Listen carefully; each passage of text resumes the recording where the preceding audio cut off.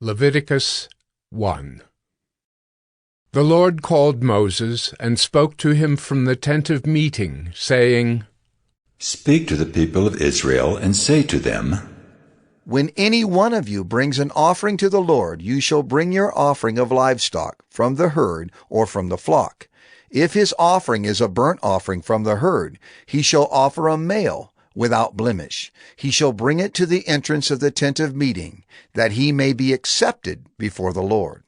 He shall lay his hand on the head of the burnt offering, and it shall be accepted for him to make atonement for him. Then he shall kill the bull before the Lord. And Aaron's sons, the priests, shall bring the blood and throw the blood against the sides of the altar that is at the entrance of the tent of meeting. Then he shall flay the burnt offering and cut it into pieces. And the sons of Aaron, the priest, shall put fire on the altar and arrange wood on the fire. And Aaron's sons, the priests, shall arrange the pieces, the head and the fat on the wood that is on the fire on the altar. But its entrails and its legs he shall wash with water. And the priest shall burn all of it on the altar, as a burnt offering, a food offering, with a pleasing aroma to the Lord. If his gift for a burnt offering is from the flock, from the sheep or goats, he shall bring a male without blemish, and he shall kill it on the north side of the altar before the Lord. And Aaron's sons, the priests, shall throw its blood against the sides of the altar. And he shall cut it into pieces, with its head and its fat, and the priest shall arrange them on the wood that is on the fire on the altar. But the entrails and the legs he shall wash with water, and the priest shall offer all of it and burn it on the altar. It is a burnt offering, a food offering with a pleasing aroma to the Lord. If his offering to the Lord is a burnt offering of birds, then he shall bring his offering of turtle doves or pigeons, and the priest shall bring it to the altar and wring off its head and burn it on the altar. Its blood shall be drained out on the side of the altar. He shall remove its crop with its contents and cast it beside the altar on the east side, in the place for ashes. He shall tear it open by its wings, but shall not sever it completely. And the priest shall burn it on the altar, on the wood that is on the fire. It is a burnt offering, a food offering, with a pleasing aroma to the Lord. Leviticus 2. When anyone brings a grain offering as an offering to the Lord, his offering shall be of fine flour. He shall pour oil on it, and put frankincense on it, and bring it to Aaron's sons, the priests.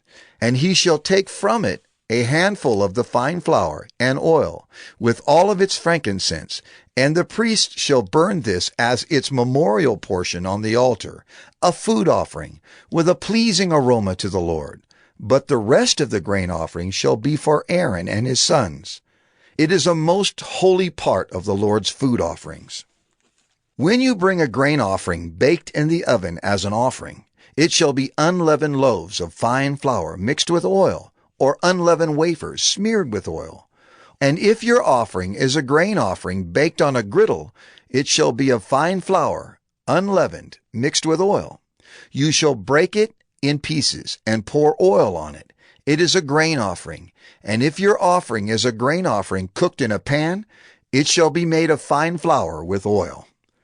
And you shall bring the grain offering that is made of these things to the Lord. And when it is presented to the priest, he shall bring it to the altar. And the priest shall take from the grain offering its memorial portion, and burn this on the altar, a food offering with a pleasing aroma to the Lord. But the rest of the grain offering shall be for Aaron and his sons. It is a most holy part of the Lord's food offerings. No grain offering that you bring to the Lord shall be made with leaven, for you shall burn no leaven nor any honey as a food offering to the Lord. As an offering of firstfruits you may bring them to the Lord, but they shall not be offered on the altar for a pleasing aroma. You shall season all your grain offerings with salt. You shall not let the salt of the covenant with your God be missing from your grain offering. With all your offerings you shall offer salt. If you offer a grain offering of firstfruits to the Lord, you shall offer for the grain offering of your firstfruits fresh ears, roasted with fire, crushed new grain, and you shall put oil on it and lay frankincense on it. it is a grain offering. And the priest shall burn as its memorial portion some of the crushed grain, and some of the oil with all of its frankincense. It is a food offering to the Lord. Leviticus 3. If his offering is a sacrifice of peace offering, if he offers an animal from the herd, male or female, he shall offer it without blemish before the Lord. And he shall lay his hand on the head of his offering and kill it at the entrance of the tent of meeting.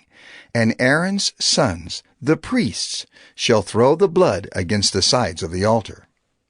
And from the sacrifice of the peace offering, as a food offering to the Lord, he shall offer the fat covering the entrails, and all the fat that is on the entrails, and the 2 kidneys with the fat that is on them at the loins, and the long lobe of the liver that he shall remove with the kidneys. Then Aaron's sons shall burn it on the altar on top of the burnt offering, which is on the wood on the fire. It is a food offering with a pleasing aroma to the Lord. If his offering for a sacrifice of peace offering to the Lord is an animal from the flock, male or female, he shall offer it without blemish. If he offers a lamb for his offering, then he shall offer it before the Lord.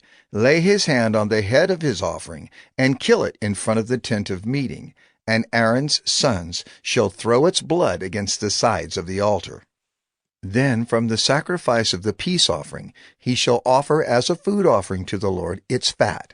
He shall remove the whole fat tail, cut off close to the backbone, and the fat that covers the entrails, and all the fat that is on the entrails, and the 2 kidneys with the fat that is on them at the loins, and the long lobe of the liver that he shall remove with the kidneys, and the priest shall burn it on the altar as a food offering to the Lord.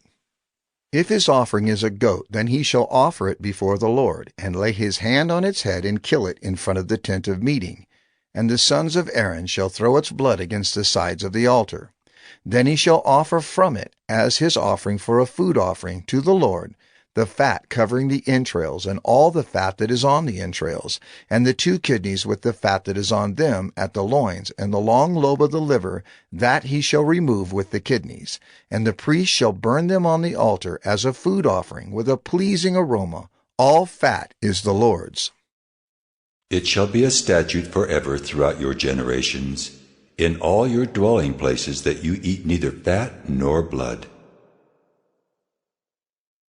Leviticus 4. And the Lord spoke to Moses, saying, Speak to the people of Israel, saying, If anyone sins unintentionally in any of the Lord's commandments about things not to be done, and does any one of them, if it is the anointed priest who sins, thus bringing guilt on the people, then he shall offer for the sin that he has committed a bull from the herd, without blemish, to the Lord for a sin offering. He shall bring the bull to the entrance of the tent of meeting before the Lord, and lay his hand on the head of the bull, and kill the bull before the Lord. And the anointed priest shall take some of the blood of the bull, and bring it into the tent of meeting. And the priest shall dip his finger in the blood, and sprinkle part of the blood 7 times before the Lord, in front of the veil of the sanctuary. And the priest shall put some of the blood on the horns of the altar of fragrant incense before the Lord, that is in the tent of meeting. And all the rest of the blood of the bull he shall pour out at the base of the altar of burnt offering, that is at the entrance of the tent of meeting. And all the fat of the bull of this sin offering he shall remove from it, the fat that covers the entrails, and all the fat that is on the entrails, and the 2 kidneys with the fat that is on them at the loins, and the long lobe of the liver, that he shall remove with the kidneys, just as these are taken from the ox of the sacrifice of the peace offerings. And the priest shall burn them on the altar of burnt offering. But the skin of the bull, and all its flesh, with its head, its legs, its entrails, and its dung, all the rest of the bull he shall carry outside the camp to a clean place, to the ash heap, and shall burn it up on a fire of wood. On the ash heap it shall be burned up. If the whole congregation of Israel sins unintentionally, and the thing is hidden from the eyes of the assembly, and they do any one of the things that by the Lord's commandments ought not to be done, and they realize their guilt, When the sin which they have committed becomes known, the assembly shall offer a bull from the herd for a sin offering, and bring it in front of the tent of meeting, and the elders of the congregation shall lay their hands on the head of the bull before the Lord, and the bull shall be killed before the Lord. Then the anointed priest shall bring some of the blood of the bull into the tent of meeting, and the priest shall dip his finger in the blood and sprinkle it 7 times before the Lord in front of the veil. And he shall put some of the blood on the horns of the altar that is in the tent of meeting before the Lord. And the rest of the blood he shall pour out at the base of the altar of burnt offering, that is at the entrance of the tent of meeting. And all its fat he shall take from it and burn on the altar. Thus shall he do with the bull, as he did with the bull of the sin offering, so shall he do with this. And the priest shall make atonement for them, and they shall be forgiven. And he shall carry the bull outside the camp and burn it up as he burned the first bull. It is the sin offering for the assembly. When a leader sins, doing unintentionally any one of all the things that by the commandments of the Lord his God ought not to be done, and realizes his guilt, or the sin which he has committed is made known to him, he shall bring as his offering a goat, a male without blemish, and shall lay his hand on the head of the goat and kill it in the place where they kill the burnt offering before the Lord. It is a sin offering. Then the priest shall take some of the blood of the sin offering with his finger, and put it on the horns of the altar of burnt offering, and pour out the rest of its blood at the base of the altar of burnt offering. And all its fat he shall burn on the altar, like the fat of the sacrifice of peace offerings. So the priest shall make atonement for him for his sin, and he shall be forgiven. If any one of the common people sins unintentionally in doing any one of the things that by the Lord's commandments ought not to be done, and realizes his guilt, or the sin which he has committed is made known to him, he shall bring for his offering a goat, a female, without blemish for his sin which he has committed. And he shall lay his hand on the head of the sin offering, and kill the sin offering in the place of burnt offering. And the priest shall take some of its blood with his finger, and put it on the horns of the altar of burnt offering, and pour out all the rest of its blood at the base of the altar.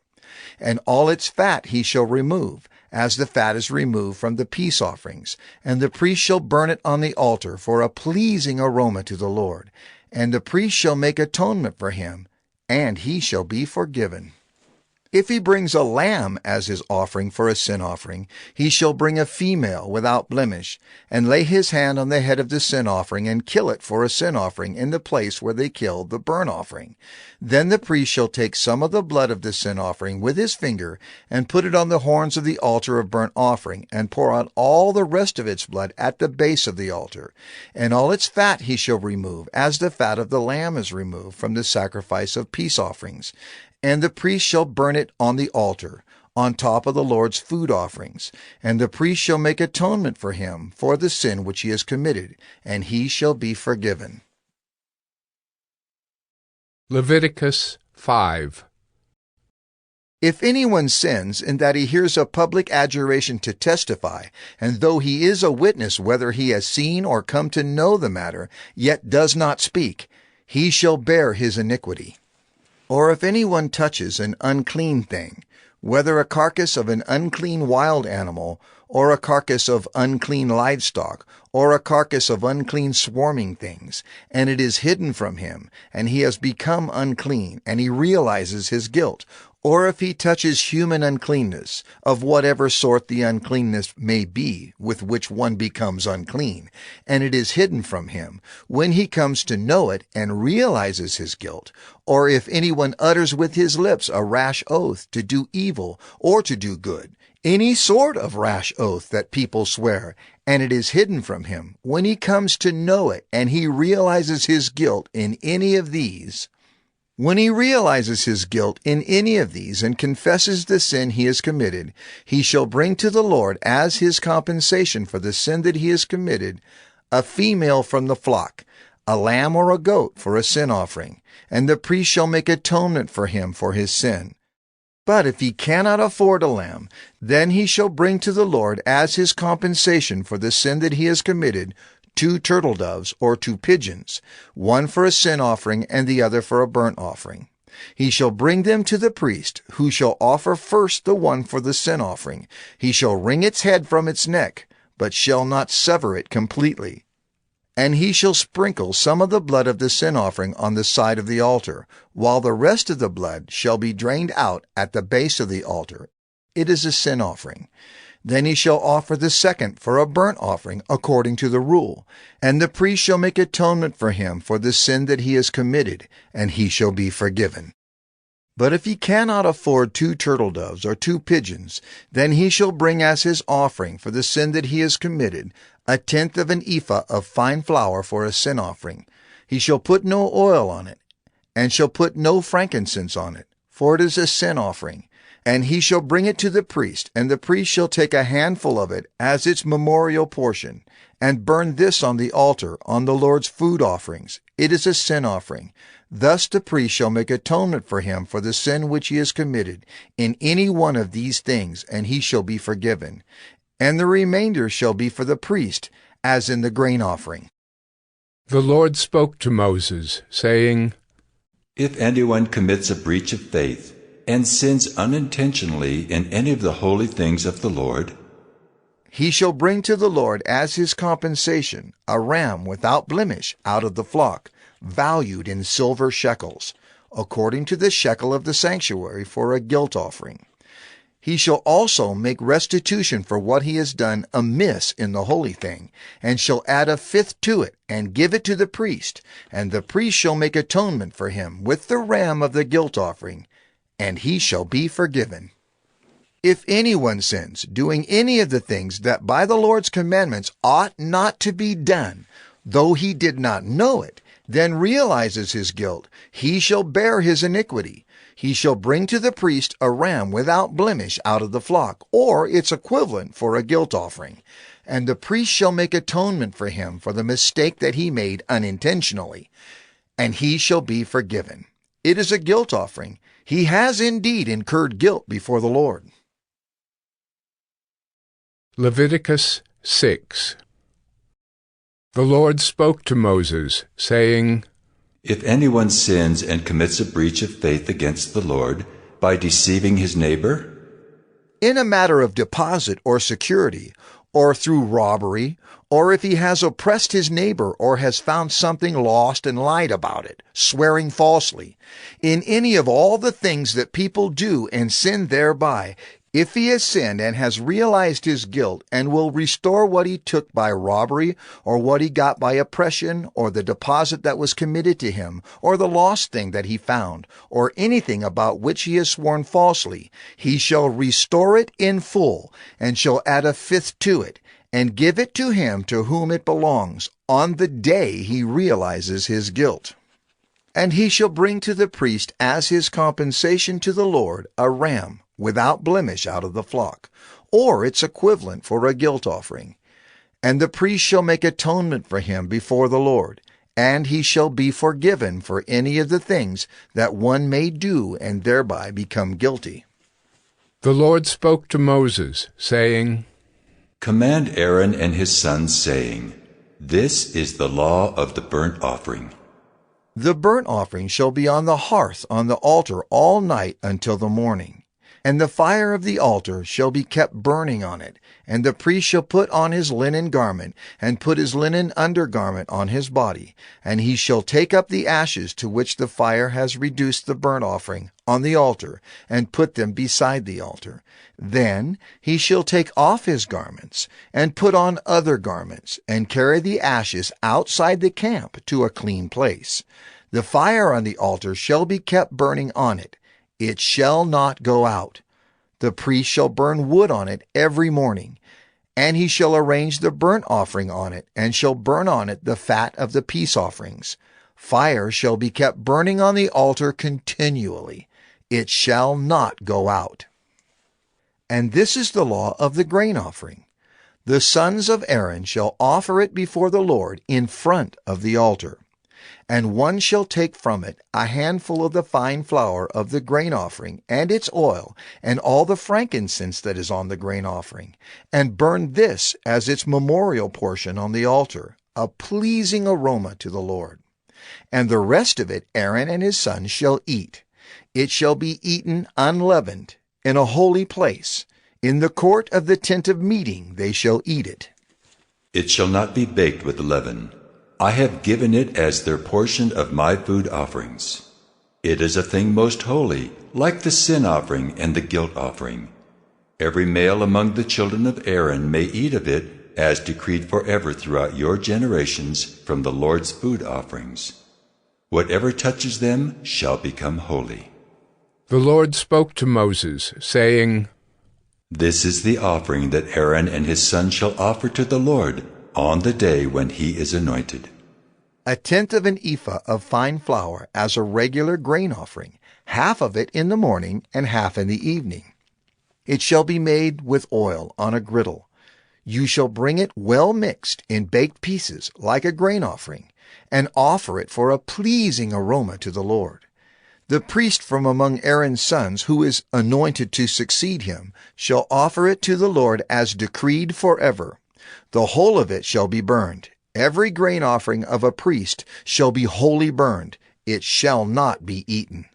The Lord spoke to Moses, saying, Speak to Aaron and his sons, saying, This is the law of the sin offering. In the place where the burnt offering is killed shall the sin offering be killed before the Lord. It is most holy. The priest who offers it for sin shall eat it. In a holy place it shall be eaten, in the court of the tent of meeting. Whatever touches its flesh shall be holy.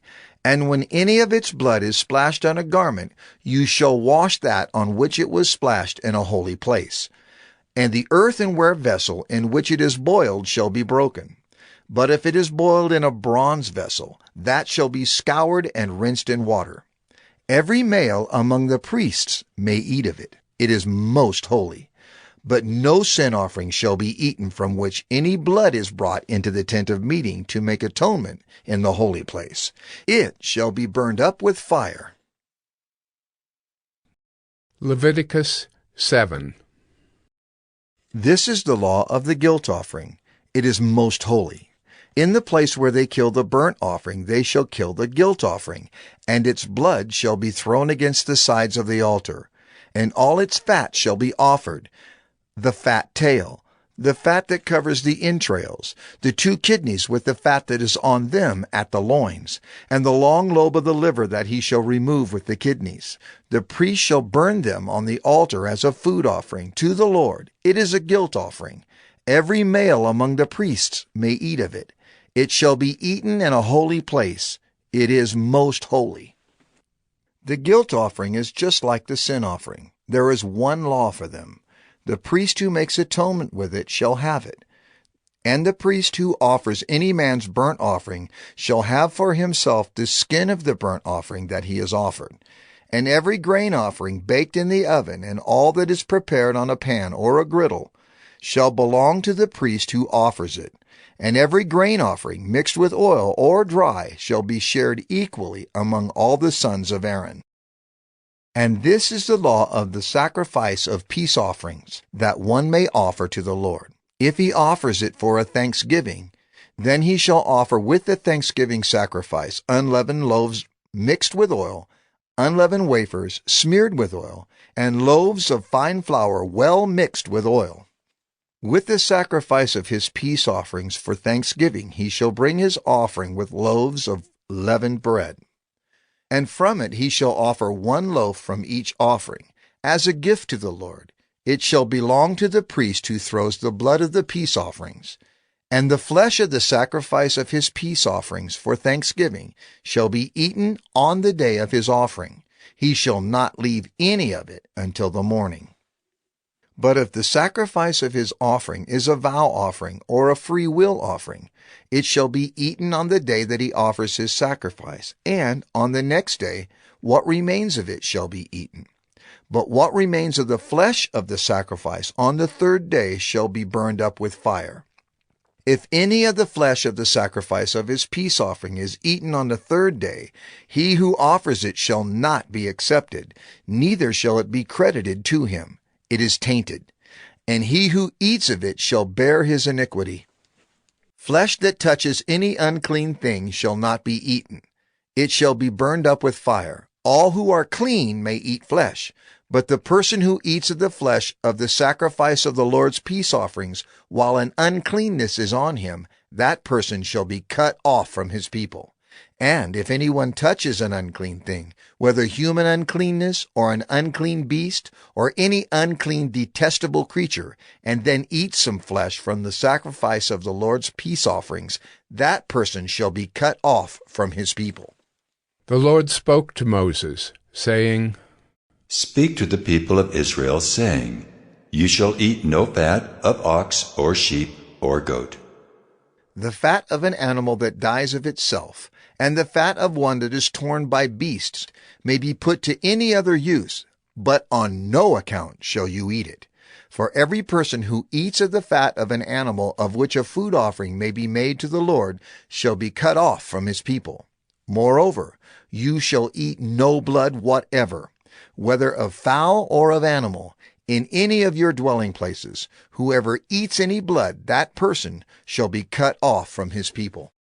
The Lord spoke to Moses, saying, Speak to the people of Israel, saying, Whoever offers the sacrifice of his peace offerings to the Lord shall bring his offering to the Lord from the sacrifice of his peace offerings. His own hands shall bring the Lord's food offerings. He shall bring the fat with the breast, that the breast may be waved as a wave offering before the Lord. The priest shall burn the fat on the altar, but the breast shall be for Aaron and his sons.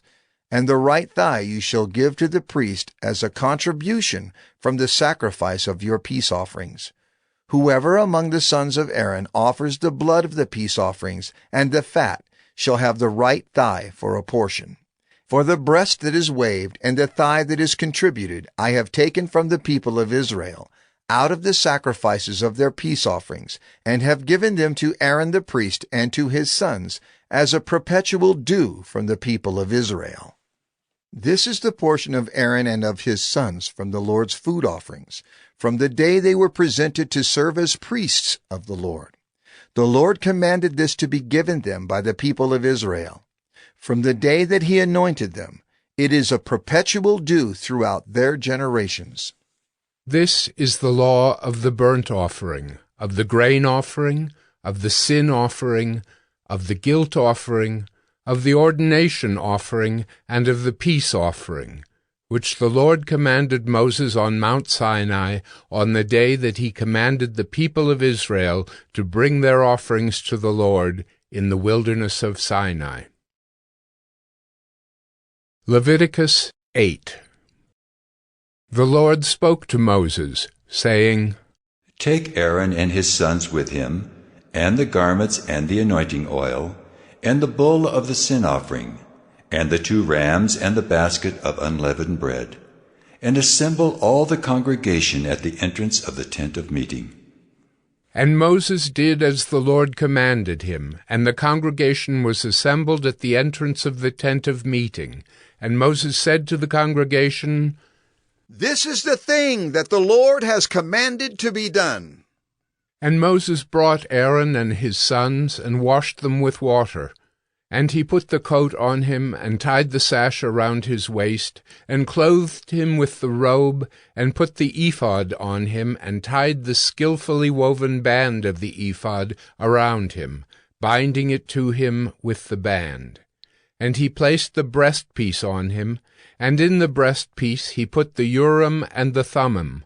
And he set the turban on his head, and on the turban in front he set the golden plate, the holy crown, as the Lord commanded Moses. Then Moses took the anointing oil, and anointed the tabernacle and all that was in it, and consecrated them. And he sprinkled some of it on the altar 7 times, and anointed the altar and all its utensils, and the basin and its stand, to consecrate them. And he poured some of the anointing oil on Aaron's head, and anointed him to consecrate him. And Moses brought Aaron's sons, and clothed them with coats, and tied sashes around their waists, and bound caps on them, as the Lord commanded Moses. Then he brought the bull of the sin offering, And Aaron and his sons laid their hands on the head of the bull of the sin offering, and he killed it. And Moses took the blood, and with his finger put it on the horns of the altar around it, and purified the altar, and poured out the blood at the base of the altar, and consecrated it to make atonement for it. And he took all the fat that was on the entrails, and the long lobe of the liver, and the 2 kidneys with their fat, and Moses burned them on the altar. But the bull, and its skin, and its flesh, and its dung, he burned up with fire outside the camp, as the Lord commanded Moses. Then he presented the ram of the burnt offering, and Aaron and his sons laid their hands on the head of the ram, and he killed it. And Moses threw the blood against the sides of the altar. He cut the ram into pieces, and Moses burned the head and the pieces and the fat. He washed the entrails and the legs with water, and Moses burned the whole ram on the altar. It was a burnt offering with a pleasing aroma, a food offering for the Lord, as the Lord commanded Moses. Then he presented the other ram, the ram of ordination, and Aaron and his sons laid their hands on the head of the ram, and he killed it. And Moses took some of its blood, and put it on the lobe of Aaron's right ear, and on the thumb of his right hand, and on the big toe of his right foot. Then he presented Aaron's sons, and Moses put some of the blood on the lobes of their right ears, and on the thumbs of their right hands, and on the big toes of their right feet. And Moses threw the blood against the sides of the altar. Then he took the fat, and the fat tail, and all the fat that was on the entrails, and the long lobe of the liver, and the 2 kidneys with their fat, and the right thigh. And out of the basket of unleavened bread that was before the Lord, he took 1 unleavened loaf, and 1 loaf of bread with oil, and 1 wafer, and placed them on the pieces of fat, and on the right thigh. And he put all these in the hands of Aaron and in the hands of his sons, and waved them as a wave offering before the Lord. Then Moses took them from their hands, and burned them on the altar with the burnt offering. This was an ordination offering with a pleasing aroma, a food offering to the Lord. And Moses took the breast, and waved it for a wave offering before the Lord. It was Moses' portion of the ram of ordination, as the Lord commanded Moses. Then Moses took some of the anointing oil, and of the blood that was on the altar, and sprinkled it on Aaron and his garments, and also on his sons and his sons' garments. So he consecrated Aaron and his garments, and his sons' garments with him. And Moses said to Aaron and his sons, Boil the flesh at the entrance of the tent of meeting, and there eat it, and the bread that is in the basket of ordination offerings, as I commanded, saying, Aaron and his sons shall eat it, and what remains of the flesh and the bread you shall burn up with fire. And you shall not go outside the entrance of the tent of meeting for 7 days, until the days of your ordination are completed, for it will take 7 days to ordain you. As has been done today, the Lord has commanded to be done to make atonement for you. At the entrance of the tent of meeting you shall remain day and night for 7 days, performing what the Lord has charged, so that you do not die, for so I have been commanded. And Aaron and his sons did all the things that the Lord commanded by Moses. Leviticus 9.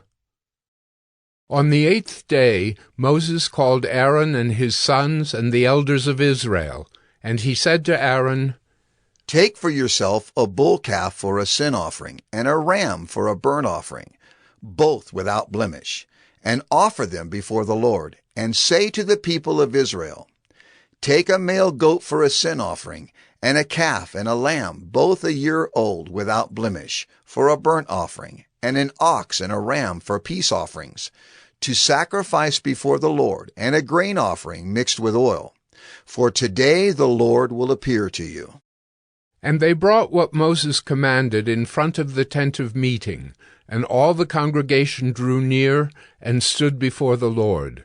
And Moses said, This is the thing that the Lord commanded you to do, that the glory of the Lord may appear to you.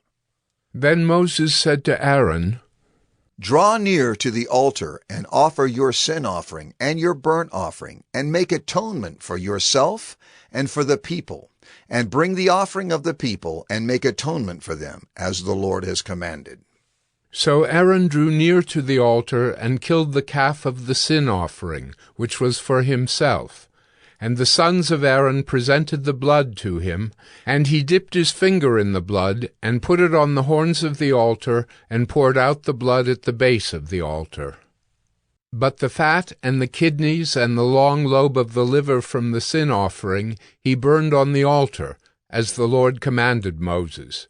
The flesh and the skin he burned up with fire outside the camp. Then he killed the burnt offering, and Aaron's sons handed him the blood, and he threw it against the sides of the altar. And they handed the burnt offering to him, piece by piece, and the head, and he burned them on the altar. And he washed the entrails and the legs, and burned them with the burnt offering on the altar. Then he presented the people's offering, and took the goat of the sin offering that was for the people, and killed it, and offered it as a sin offering like the first one. And he presented the burnt offering, and offered it according to the rule. And he presented the grain offering, took a handful of it, and burned it on the altar, besides the burnt offering of the morning. Then he killed the ox and the ram, the sacrifice of peace offerings for the people. And Aaron's sons handed him the blood, and he threw it against the sides of the altar. But the fat pieces of the ox and of the ram, the fat tail, and that which covers the entrails and the kidneys and the long lobe of the liver, they put the fat pieces on the breasts, and he burned the fat pieces on the altar. But the breasts and the right thigh Aaron waved for a wave offering before the Lord, as Moses commanded. Then Aaron lifted up his hands toward the people and blessed them. And he came down from offering the sin offering, and the burnt offering, and the peace offerings. And Moses and Aaron went into the tent of meeting, and when they came out they blessed the people, and the glory of the Lord appeared to all the people. And fire came out from before the Lord, and consumed the burnt offering and the pieces of fat on the altar. And when all the people saw it, they shouted and fell on their faces. Leviticus 10. Now Nadab and Abihu, the sons of Aaron, each took his censer, and put fire in it, and laid incense on it, and offered unauthorized fire before the Lord, which he had not commanded them. And fire came out from before the Lord, and consumed them, and they died before the Lord. Then Moses said to Aaron, This is what the Lord has said. Among those who are near me I will be sanctified, and before all the people I will be glorified. And Aaron held his peace. And Moses called Mishael and Elzaphan, the sons of Uzziel, the uncle of Aaron, and said to them, Come near. Carry your brothers away from the front of the sanctuary and out of the camp. So they came near, and carried them in their coats out of the camp, as Moses had said. And Moses said to Aaron and to Eleazar and Ithamar, his sons, Do not let the hair of your heads hang loose, and do not tear your clothes, lest you die and wrath come upon all the congregation. But let your brothers, the whole house of Israel, bewail the burning that the Lord has kindled, and do not go outside the entrance of the tent of meeting, lest you die, for the anointing oil of the Lord is upon you. And they did according to the word of Moses. And the Lord spoke to Aaron, saying, Drink no wine or strong drink, you or your sons with you, when you go into the tent of meeting, lest you die. It shall be a statute forever throughout your generations. You are to distinguish between the holy and the common, and between the unclean and the clean. And you are to teach the people of Israel all the statutes that the Lord has spoken to them by Moses. Moses spoke to Aaron and to Eleazar and Ithamar, his surviving sons. Take the grain offering that is left of the Lord's food offerings, and eat it, unleavened, beside the altar, for it is most holy. You shall eat it in a holy place, because it is your due, and your sons' due, from the Lord's food offerings. For so I am commanded. But the breast that is waved, and the thigh that is contributed, you shall eat in a clean place, you and your sons and your daughters with you. For they are given as your due and your sons' due, from the sacrifices of the peace offerings of the people of Israel. The thigh that is contributed, and the breast that is waved, they shall bring with the food offerings of the fat pieces to wave for a wave offering before the Lord. And it shall be yours and your sons with you as a due forever, as the Lord has commanded. Now Moses diligently inquired about the goat of the sin offering, and behold, it was burned up. And he was angry with Eleazar and Ithamar, the surviving sons of Aaron, saying, Why have you not eaten the sin offering in the place of the sanctuary?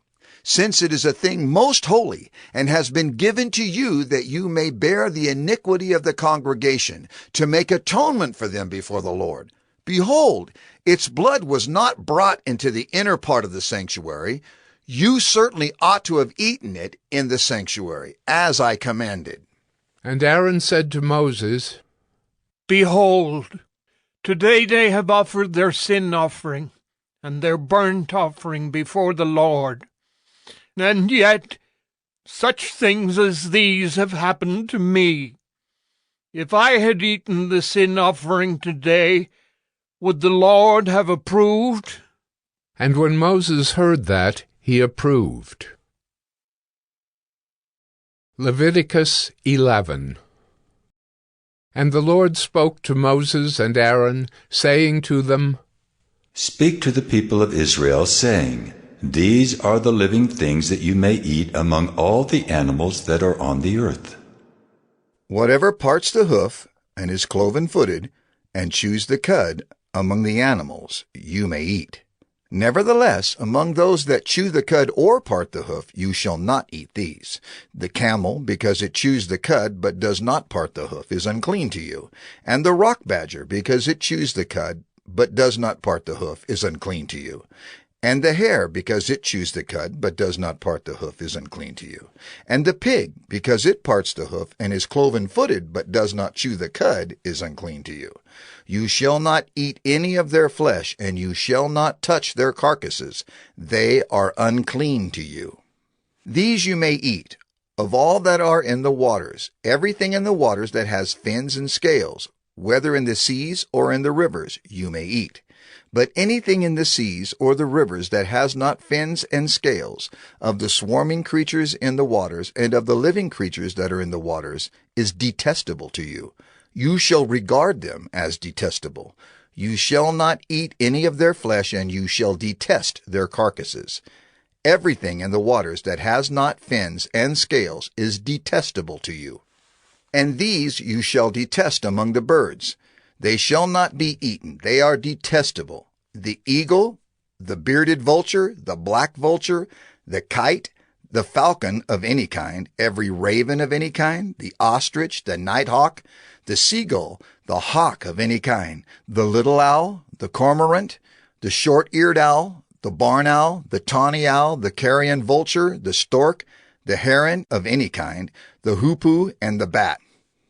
All winged insects that go on all fours are detestable to you. Yet among the winged insects that go on all fours, you may eat those that have jointed legs above their feet, with which to hop on the ground.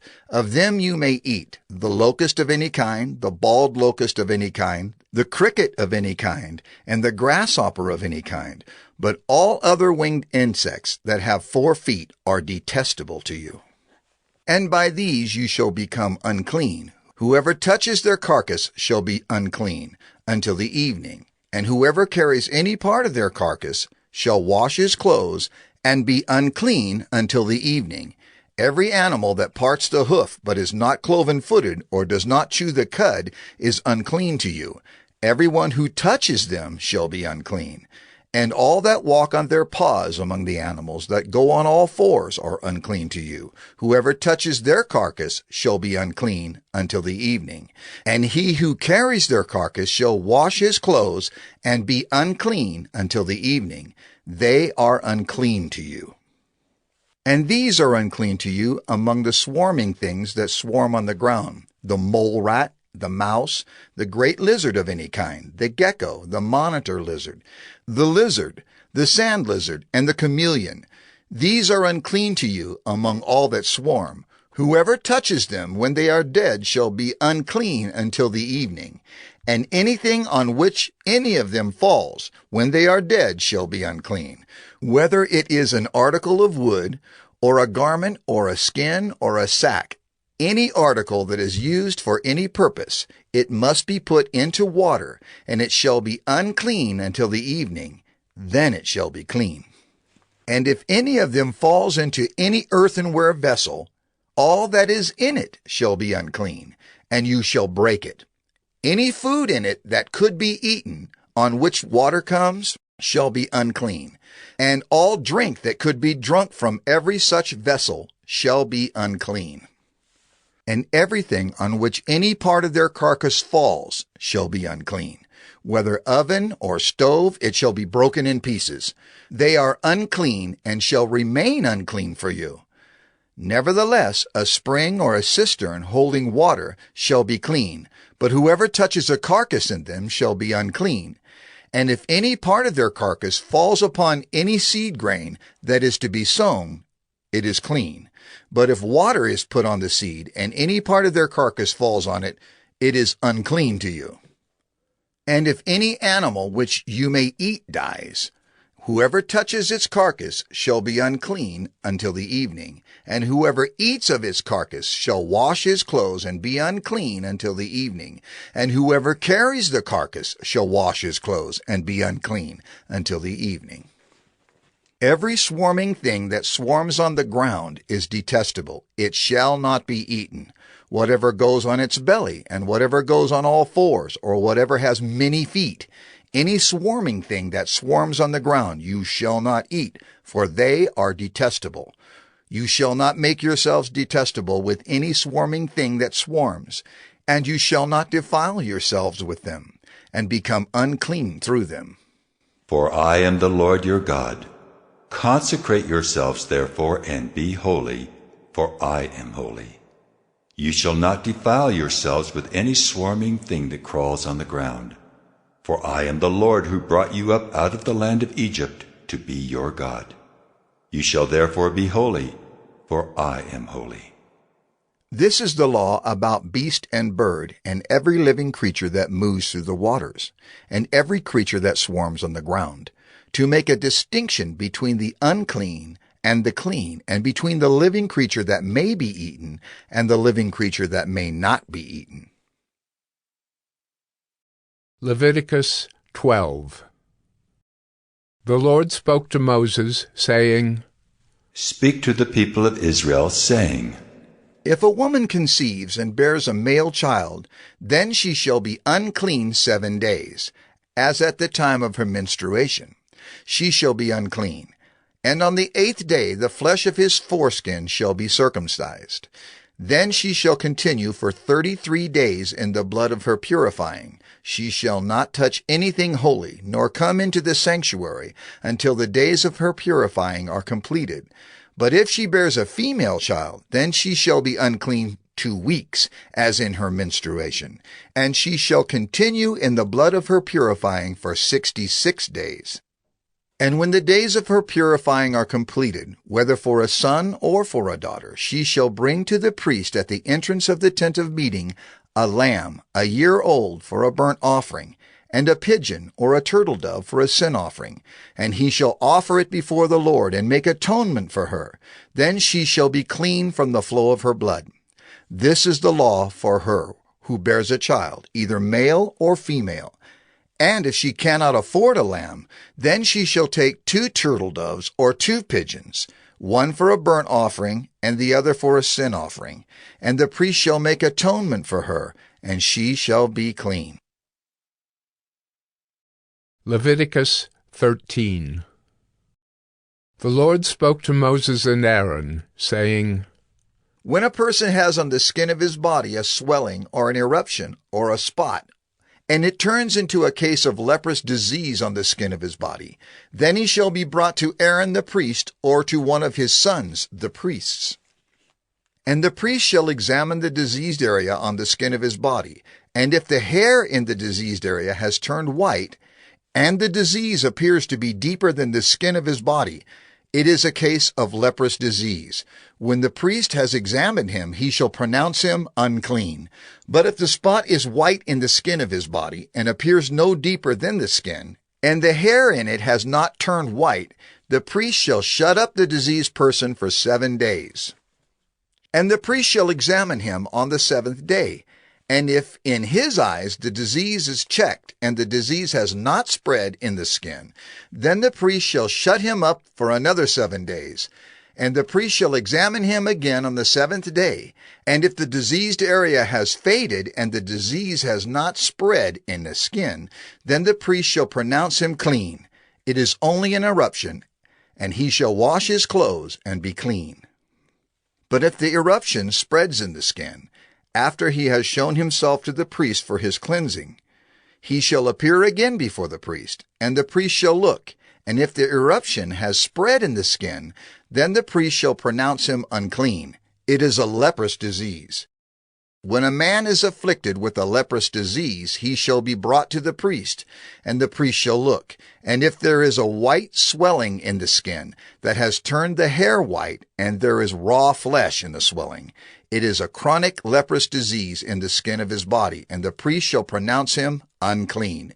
He shall not shut him up, for he is unclean. And if the leprous disease breaks out in the skin, so that the leprous disease covers all the skin of the diseased person from head to foot, so far as the priest can see, then the priest shall look. And if the leprous disease has covered all his body, he shall pronounce him clean of the disease. It has all turned white, and he is clean. But when raw flesh appears on him, he shall be unclean. And the priest shall examine the raw flesh and pronounce him unclean. Raw flesh is unclean, for it is a leprous disease. But if the raw flesh recovers and turns white again, then he shall come to the priest, and the priest shall examine him. And if the disease has turned white, then the priest shall pronounce the diseased person clean. He is clean. If there is in the skin of one's body a boil, and it heals, and in the place of the boil there comes a white swelling or a reddish-white spot, then it shall be shown to the priest, and the priest shall look. And if it appears deeper than the skin, and its hair has turned white, then the priest shall pronounce him unclean. It is a case of leprous disease that has broken out in the boil. But if the priest examines it, and there is no white hair in it, and it is not deeper than the skin, but has faded, then the priest shall shut him up 7 days. And if it spreads in the skin, then the priest shall pronounce him unclean. It is a disease. But if the spot remains in one place and does not spread, it is the scar of the boil, and the priest shall pronounce him clean. Or when the body has a burn on its skin, and the raw flesh of the burn becomes a spot, reddish-white or white, the priest shall examine it. And if the hair in the spot has turned white, and it appears deeper than the skin, then it is a leprous disease. It has broken out in the burn, and the priest shall pronounce him unclean. It is a case of leprous disease. But if the priest examines it, and there is no white hair in the spot, and it is no deeper than the skin, but has faded, the priest shall shut him up 7 days, and the priest shall examine him the 7th day. If it is spreading in the skin, then the priest shall pronounce him unclean. It is a case of leprous disease. But if the spot remains in one place and does not spread in the skin, but has faded, it is a swelling from the burn, and the priest shall pronounce him clean, for it is the scar of the burn. When a man or woman has a disease on the head or the beard, the priest shall examine the disease, and if it appears deeper than the skin, and the hair in it is yellow and thin, then the priest shall pronounce him unclean. It is an itch, a leprous disease of the head or the beard. And if the priest examines the itching disease, and it appears no deeper than the skin, and there is no black hair in it, then the priest shall shut up the person with the itching disease for 7 days. And on the 7th day the priest shall examine the disease. If the itch has not spread, and there is in it no yellow hair, and the itch appears to be no deeper than the skin, then he shall shave himself. But the itch he shall not shave, and the priest shall shut up the person with the itching disease for another 7 days. And on the 7th day the priest shall examine the itch, and if the itch has not spread in the skin, and it appears to be no deeper than the skin, then the priest shall pronounce him clean, and he shall wash his clothes and be clean. But if the itch spreads in the skin after his cleansing, then the priest shall examine him. And if the itch has spread in the skin, the priest need not seek for the yellow hair. He is unclean. But if in his eyes the itch is unchanged, and black hair has grown in it, the itch is healed, and he is clean, and the priest shall pronounce him clean. When a man or a woman has spots on the skin of the body, white spots, the priest shall look, and if the spots on the skin of the body are of a dull white, it is leukoderma that is broken out in the skin. He is clean. If a man's hair falls out from his head, he is bald. He is clean. And if a man's hair falls out from his forehead, he has baldness of the forehead. He is clean. But if there is on the bald head or the bald forehead a reddish-white diseased area, it is a leprous disease breaking out on his bald head or his bald forehead. Then the priest shall examine him, and if the diseased swelling is reddish-white on his bald head or on his bald forehead, like the appearance of leprous disease in the skin of the body, he is a leprous man. He is unclean. The priest must pronounce him unclean. His disease is on his head. The leprous person who has the disease shall wear torn clothes, and let the hair of his head hang loose. And he shall cover his upper lip and cry out, "Unclean! Unclean!" He shall remain unclean as long as he has the disease. He is unclean. He shall live alone. His dwelling shall be outside the camp. When there is a case of leprous disease in a garment, whether a woolen or a linen garment, in warp or woof of linen or wool, or in a skin, or in anything made of skin, if the disease is greenish or reddish in the garment, or in the skin, or in the warp or the woof, or in any article made of skin, it is a case of leprous disease, and it shall be shown to the priest. And the priest shall examine the disease, and shut up that which has the disease for 7 days.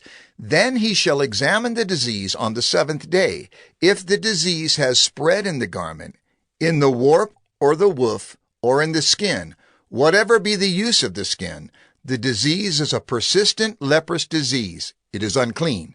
And he shall burn the garment, or the warp, or the woof, the wool or the linen, or any article made of skin that is diseased, for it is a persistent leprous disease. It shall be burned in the fire.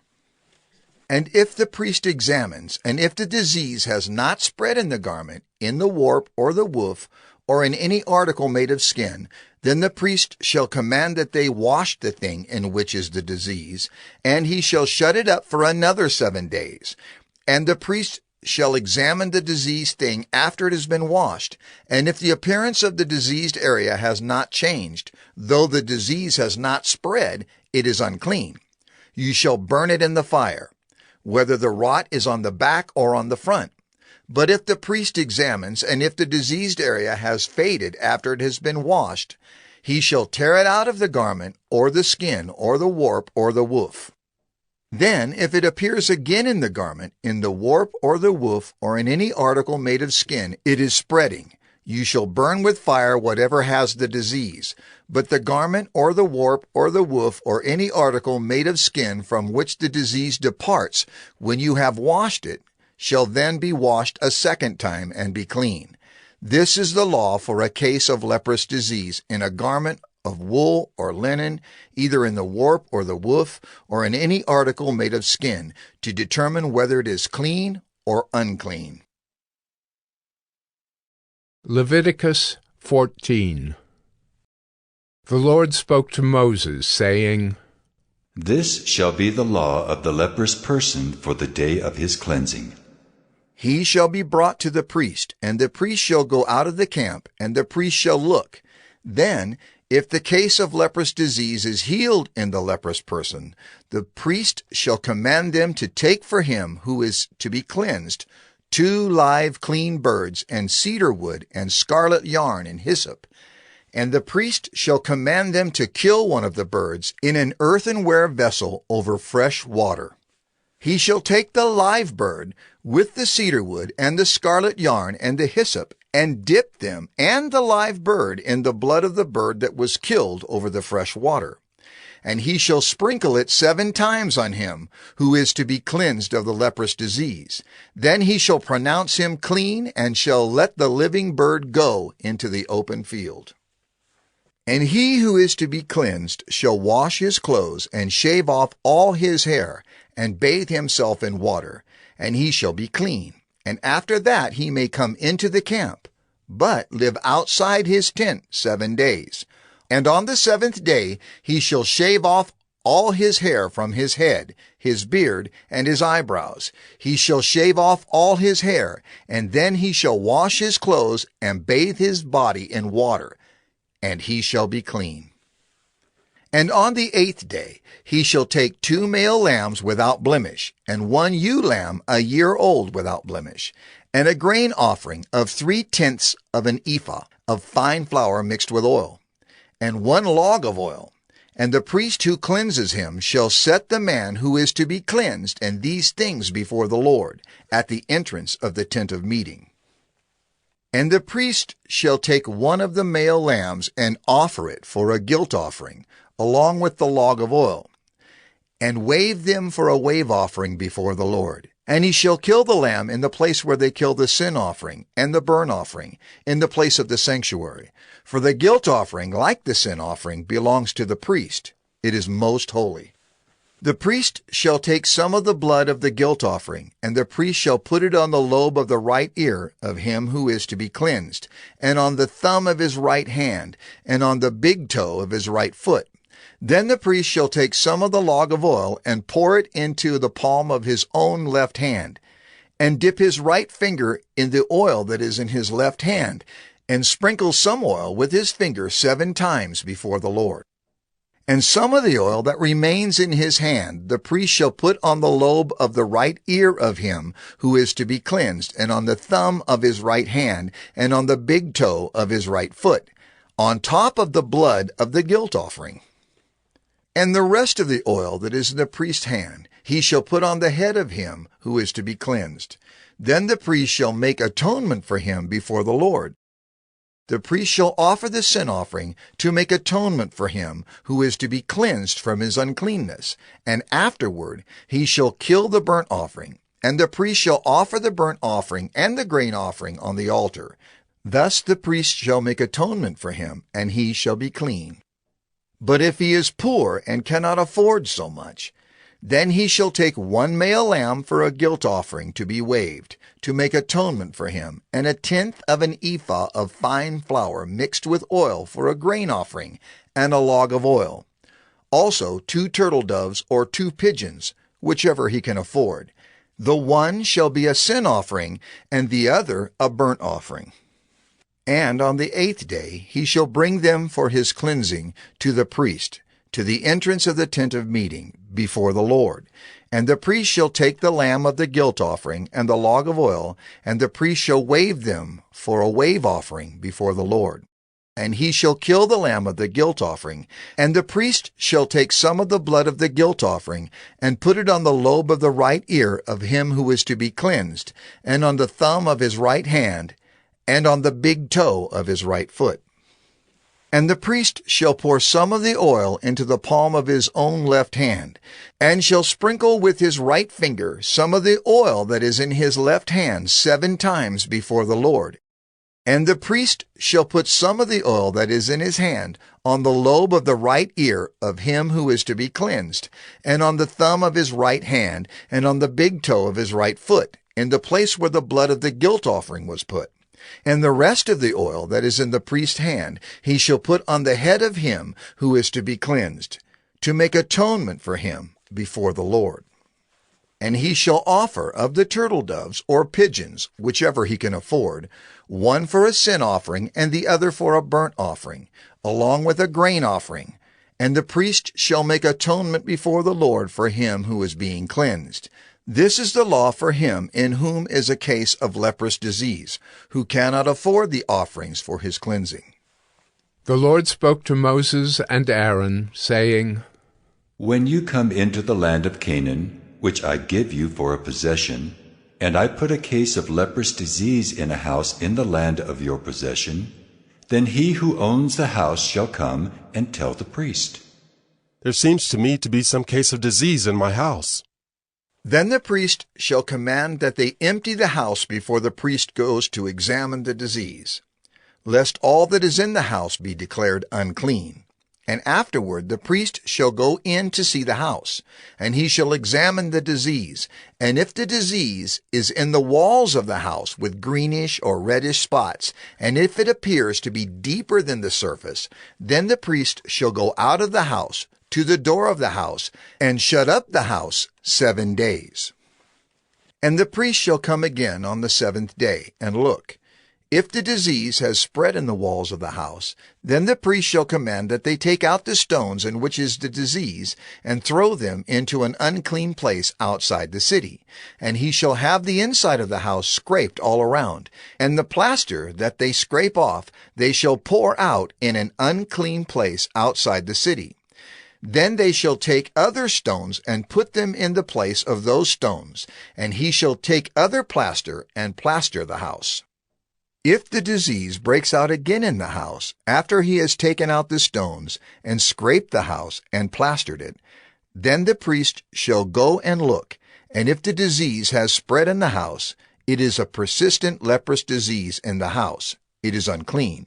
And he shall break down the house, its stones and timber, and all the plaster of the house, and he shall carry them out of the city to an unclean place.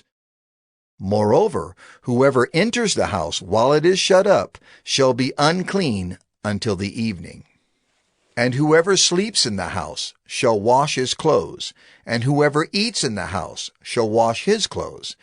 But if the priest comes and looks, and if the disease has not spread in the house after the house was plastered, then the priest shall pronounce the house clean, for the disease is healed.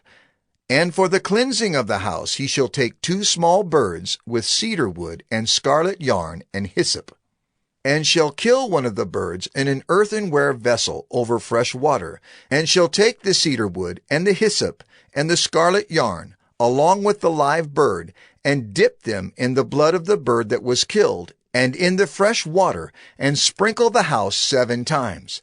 Thus he shall cleanse the house with the blood of the bird, and with the fresh water, and with the live bird, and with the cedar wood, and hyssop, and scarlet yarn. And he shall let the live bird go out of the city into the open country. So he shall make atonement for the house, and it shall be clean. This is the law for any case of leprous disease, for an itch, for leprous disease in a garment or in a house, and for a swelling or an eruption or a spot, to show when it is unclean and when it is clean. This is the law for leprous disease. Leviticus 15. The Lord spoke to Moses and Aaron, saying, Speak to the people of Israel and say to them, When any man has a discharge from his body, his discharge is unclean. And this is the law of his uncleanness for a discharge. Whether his body runs with his discharge, or his body is blocked up by his discharge, it is his uncleanness. Every bed on which the one with the discharge lies shall be unclean, and everything on which he sits shall be unclean. And anyone who touches his bed shall wash his clothes and bathe himself in water, and be unclean until the evening. And whoever sits on anything on which the one with the discharge has sat shall wash his clothes, and bathe himself in water, and be unclean until the evening.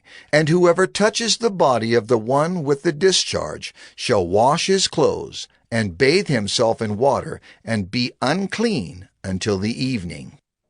And if the one with the discharge spits on someone who is clean, then he shall wash his clothes, and bathe himself in water, and be unclean until the evening. And any saddle on which the one with the discharge rides shall be unclean, and whoever touches anything that was under him shall be unclean until the evening. And whoever carries such things shall wash his clothes, and bathe himself in water, and be unclean until the evening. Anyone whom the one with the discharge touches without having rinsed his hands in water shall wash his clothes, and bathe himself in water, and be unclean until the evening. And an earthenware vessel that the one with the discharge touches shall be broken, and every vessel of wood shall be rinsed in water. And when the one with the discharge is cleansed of his discharge, then he shall count for himself 7 days for his cleansing, and wash his clothes, and he shall bathe his body in fresh water, and shall be clean. And on the 8th day he shall take 2 turtle doves or 2 pigeons, and come before the Lord to the entrance of the tent of meeting, and give them to the priest. And the priest shall use them, one for a sin offering, and the other for a burnt offering. And the priest shall make atonement for him before the Lord for his discharge. If a man has an emission of semen, he shall bathe his whole body in water, and be unclean until the evening. And every garment and every skin on which the semen comes shall be washed with water, and be unclean until the evening. If a man lies with a woman and has an emission of semen, both of them shall bathe themselves in water, and be unclean until the evening. When a woman has a discharge, and the discharge in her body is blood, she shall be in her menstrual impurity for 7 days, and whoever touches her shall be unclean until the evening. And everything on which she lies during her menstrual impurity shall be unclean. Everything also on which she sits shall be unclean. And whoever touches her bed shall wash his clothes, and bathe himself in water, and be unclean until the evening. And whoever touches anything on which she sits shall wash his clothes, and bathe himself in water, and be unclean until the evening. Whether it is the bed or anything on which she sits, when he touches it, he shall be unclean until the evening. And if any man lies with her, and her menstrual impurity comes upon him, he shall be unclean 7 days, and every bed on which he lies shall be unclean. If a woman has a discharge of blood for many days, not at the time of her menstrual impurity, or if she has a discharge beyond the time of her impurity, all the days of the discharge she shall continue in uncleanness. As in the days of her impurity she shall be unclean. Every bed on which she lies, all the days of her discharge, shall be to her as the bed of her impurity. And everything on which she sits shall be unclean, as in the uncleanness of her menstrual impurity. And whoever touches these things shall be unclean, and shall wash his clothes, and bathe himself in water, and be unclean until the evening. But if she is cleansed of her discharge, she shall count for herself 7 days, and after that she shall be clean. And on the 8th day she shall take 2 turtle doves or 2 pigeons, and bring them to the priest to the entrance of the tent of meeting. And the priest shall use one for a sin offering, and the other for a burnt offering. And the priest shall make atonement for her before the Lord for her unclean discharge. Thus you shall keep the people of Israel separate from their uncleanness, lest they die in their uncleanness by defiling my tabernacle that is in their midst. This is the law for him who has a discharge, and for him who has an emission of semen, becoming unclean thereby. Also for her who is unwell with her menstrual impurity, that is, for anyone, male or female, who has a discharge, and for the man who lies with a woman who is unclean. Leviticus 16. The Lord spoke to Moses after the death of the two sons of Aaron, when they drew near before the Lord and died. And the Lord said to Moses, Tell Aaron your brother not to come at any time into the holy place inside the veil before the mercy seat that is on the ark, so that he may not die. For I will appear in the cloud over the mercy seat. But in this way Aaron shall come into the holy place. With a bull from the herd for a sin offering, and a ram for a burnt offering, he shall put on the holy linen coat, and shall have the linen undergarment on his body, and he shall tie the linen sash around his waist, and wear the linen turban. These are the holy garments. He shall bathe his body in water, and then put them on. And he shall take from the congregation of the people of Israel 2 male goats for a sin offering, and 1 ram for a burnt offering. Aaron shall offer the bull as a sin offering for himself, and shall make atonement for himself and for his house. Then he shall take the 2 goats and set them before the Lord at the entrance of the tent of meeting. And Aaron shall cast lots over the 2 goats, 1 lot for the Lord, and the other lot for Azazel. And Aaron shall present the goat on which the lot fell for the Lord, and use it as a sin offering. But the goat on which the lot fell for Azazel shall be presented alive before the Lord, to make atonement over it, that it may be sent away into the wilderness to Azazel. Aaron shall present the bull as a sin offering for himself, and shall make atonement for himself and for his house. He shall kill the bull as a sin offering for himself, and he shall take a censer full of coals of fire from the altar before the Lord, and 2 handfuls of sweet incense, beaten small, and he shall bring it inside the veil, and put the incense on the fire before the Lord, that the cloud of the incense may cover the mercy seat, that is, over the testimony, so that he does not die.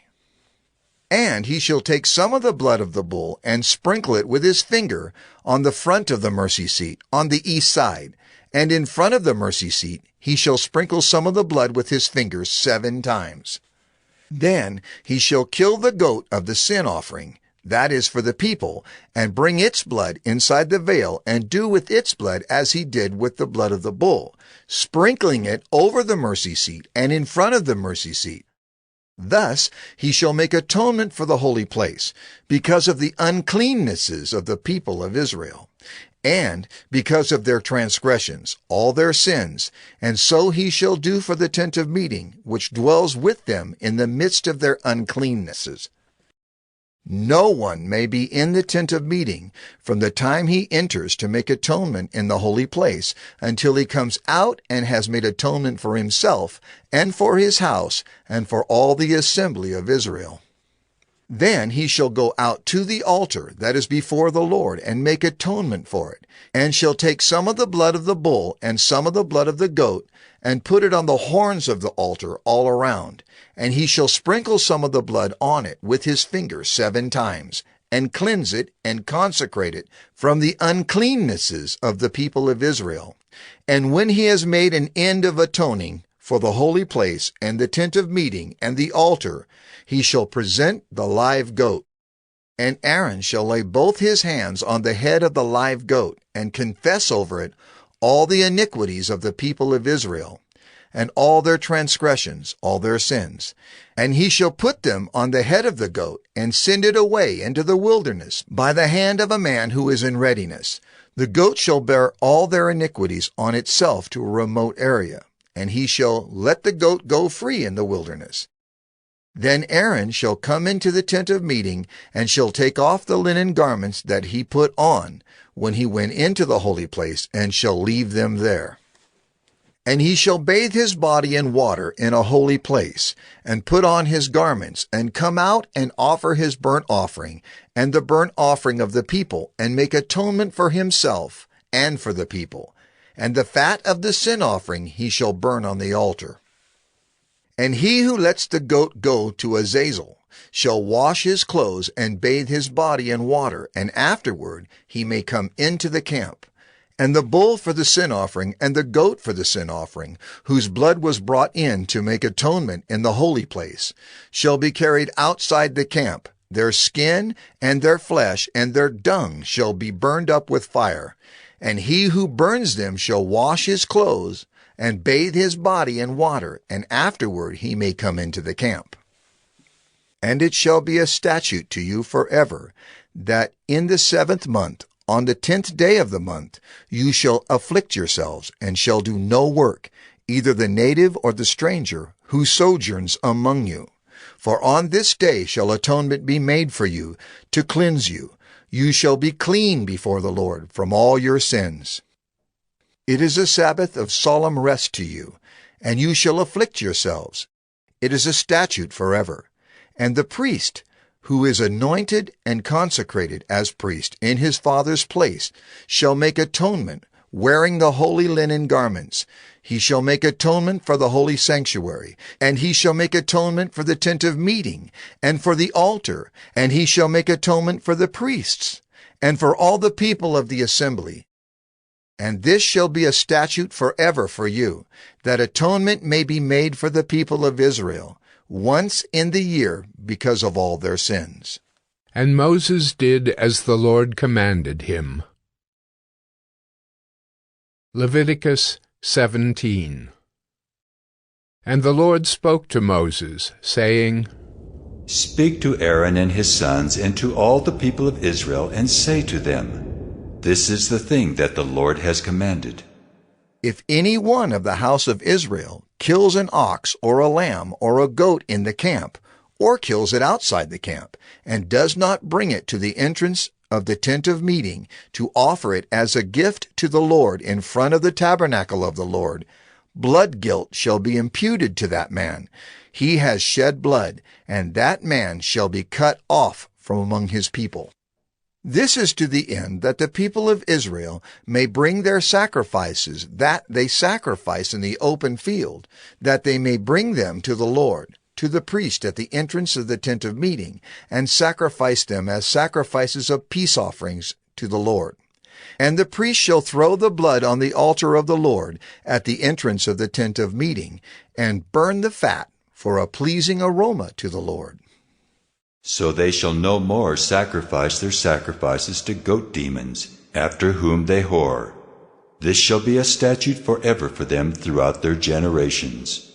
And you shall say to them, Anyone of the house of Israel, or of the strangers who sojourn among them, who offers a burnt offering or sacrifice, and does not bring it to the entrance of the tent of meeting to offer it to the Lord, that man shall be cut off from his people. If any one of the house of Israel, or of the strangers who sojourn among them, eats any blood, I will set my face against that person who eats blood, and will cut him off from among his people. For the life of the flesh is in the blood, and I have given it for you on the altar, to make atonement for your souls, for it is the blood that makes atonement by the life. Therefore I have said to the people of Israel, No person among you shall eat blood, neither shall any stranger who sojourns among you eat blood. Anyone also of the people of Israel, or of the strangers who sojourn among them, who takes in hunting any beast or bird that may be eaten, shall pour out its blood and cover it with earth. For the life of every creature is its blood. Its blood is its life. Therefore I have said to the people of Israel, You shall not eat the blood of any creature, for the life of every creature is its blood. Whoever eats it shall be cut off. And every person who eats what dies of itself, or what is torn by beasts, whether he is a native or a sojourner, shall wash his clothes and bathe himself in water, and be unclean until the evening. Then he shall be clean. But if he does not wash them or bathe his flesh, he shall bear his iniquity. Leviticus 18. And the Lord spoke to Moses, saying, Speak to the people of Israel, and say to them, I am the Lord your God. You shall not do as they do in the land of Egypt where you lived, and you shall not do as they do in the land of Canaan to which I am bringing you. You shall not walk in their statutes. You shall follow my rules and keep my statutes and walk in them. I am the Lord your God. You shall therefore keep my statutes and my rules. If a person does them, he shall live by them. I am the Lord. None of you shall approach any one of his close relatives to uncover nakedness. I am the Lord. You shall not uncover the nakedness of your father, which is the nakedness of your mother. She is your mother. You shall not uncover her nakedness. You shall not uncover the nakedness of your father's wife. It is your father's nakedness. You shall not uncover the nakedness of your sister, your father's daughter, or your mother's daughter, whether brought up in the family or in another home. You shall not uncover the nakedness of your son's daughter or of your daughter's daughter, for their nakedness is your own nakedness. You shall not uncover the nakedness of your father's wife's daughter, brought up in your father's family, since she is your sister. You shall not uncover the nakedness of your father's sister. She is your father's relative. You shall not uncover the nakedness of your mother's sister, for she is your mother's relative. You shall not uncover the nakedness of your father's brother. That is, you shall not approach his wife. She is your aunt. You shall not uncover the nakedness of your daughter-in-law. She is your son's wife. You shall not uncover her nakedness. You shall not uncover the nakedness of your brother's wife. It is your brother's nakedness. You shall not uncover the nakedness of a woman and of her daughter, and you shall not take her son's daughter or her daughter's daughter to uncover her nakedness. They are relatives. It is depravity. And you shall not take a woman as a rival wife to her sister, uncovering her nakedness while her sister is still alive.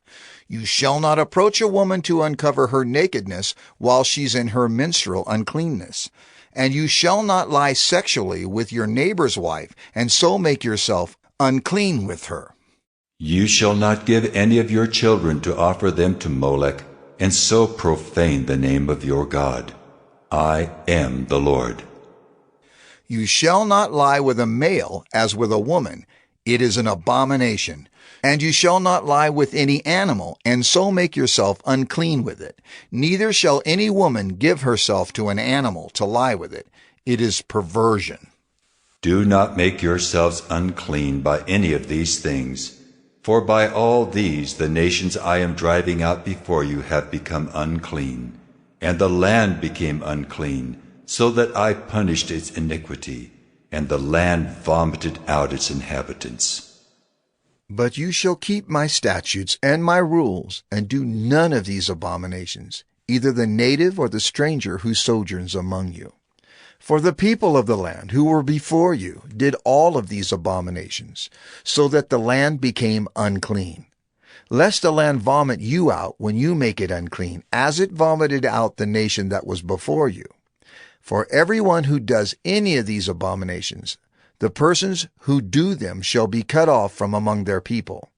So keep my charge, never to practice any of these abominable customs that were practiced before you, and never to make yourselves unclean by them. I am the Lord your God. Leviticus 19. And the Lord spoke to Moses, saying, Speak to all the congregation of the people of Israel, and say to them, You shall be holy, for I, the Lord your God, am holy. Every one of you shall revere his mother and his father, and you shall keep my Sabbaths. I am the Lord your God. Do not turn to idols or make for yourselves any gods of cast metal. I am the Lord your God. When you offer a sacrifice of peace offerings to the Lord, you shall offer it so that you may be accepted. It shall be eaten the same day you offer it, or on the day after, and anything left over until the third day shall be burned up with fire. If it is eaten at all on the third day, it is tainted. It will not be accepted. And everyone who eats it shall bear his iniquity, because he has profaned what is holy to the Lord, and that person shall be cut off from his people. When you reap the harvest of your land, you shall not reap your field right up to its edge, neither shall you gather the gleanings after your harvest. And you shall not strip your vineyard bare, neither shall you gather the fallen grapes of your vineyard.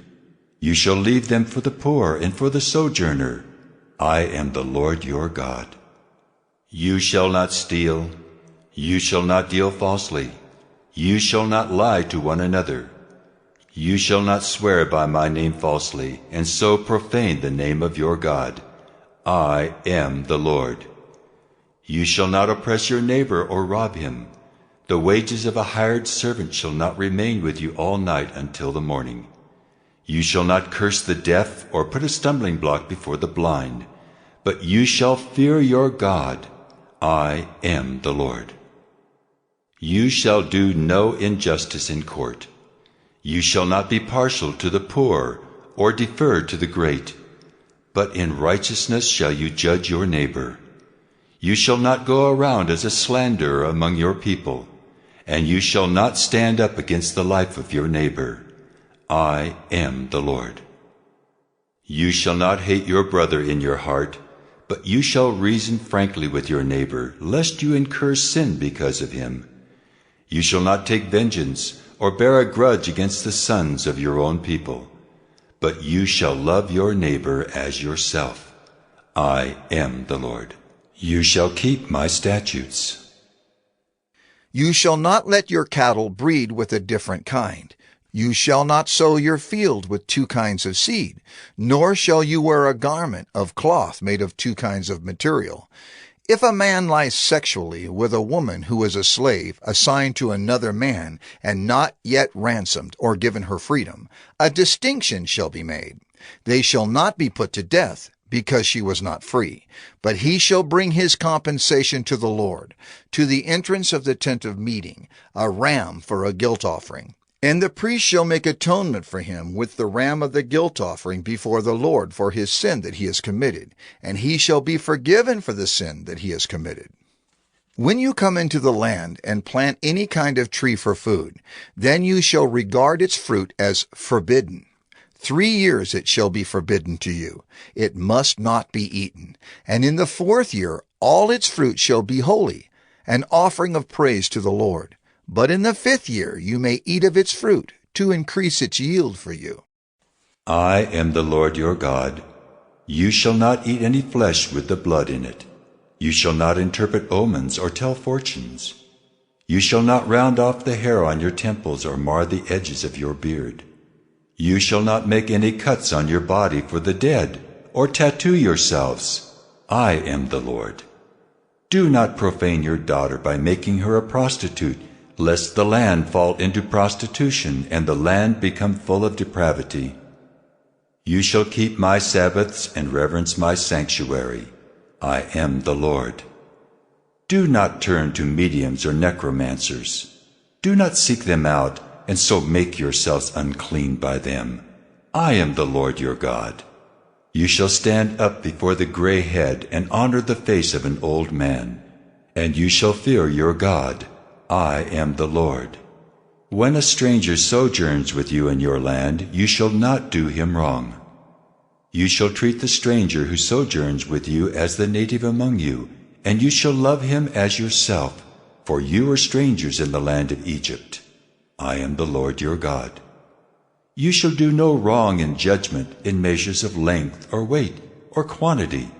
You shall have just balances, just weights, a just ephah, and a just hin. I am the Lord your God who brought you out of the land of Egypt. And you shall observe all my statutes and all my rules and do them. I am the Lord. Leviticus 20. The Lord spoke to Moses, saying, Say to the people of Israel, any one of the people of Israel or of the strangers who sojourn in Israel, who gives any of his children to Molech, shall surely be put to death. The people of the land shall stone him with stones. I myself will set my face against that man, and will cut him off from among his people, because he has given one of his children to Molech, to make my sanctuary unclean, and to profane my holy name. And if the people of the land do at all close their eyes to that man, when he gives one of his children to Molech, and do not put him to death, then I will set my face against that man and against his clan, and will cut them off from among their people, him and all who follow him in whoring after Molech.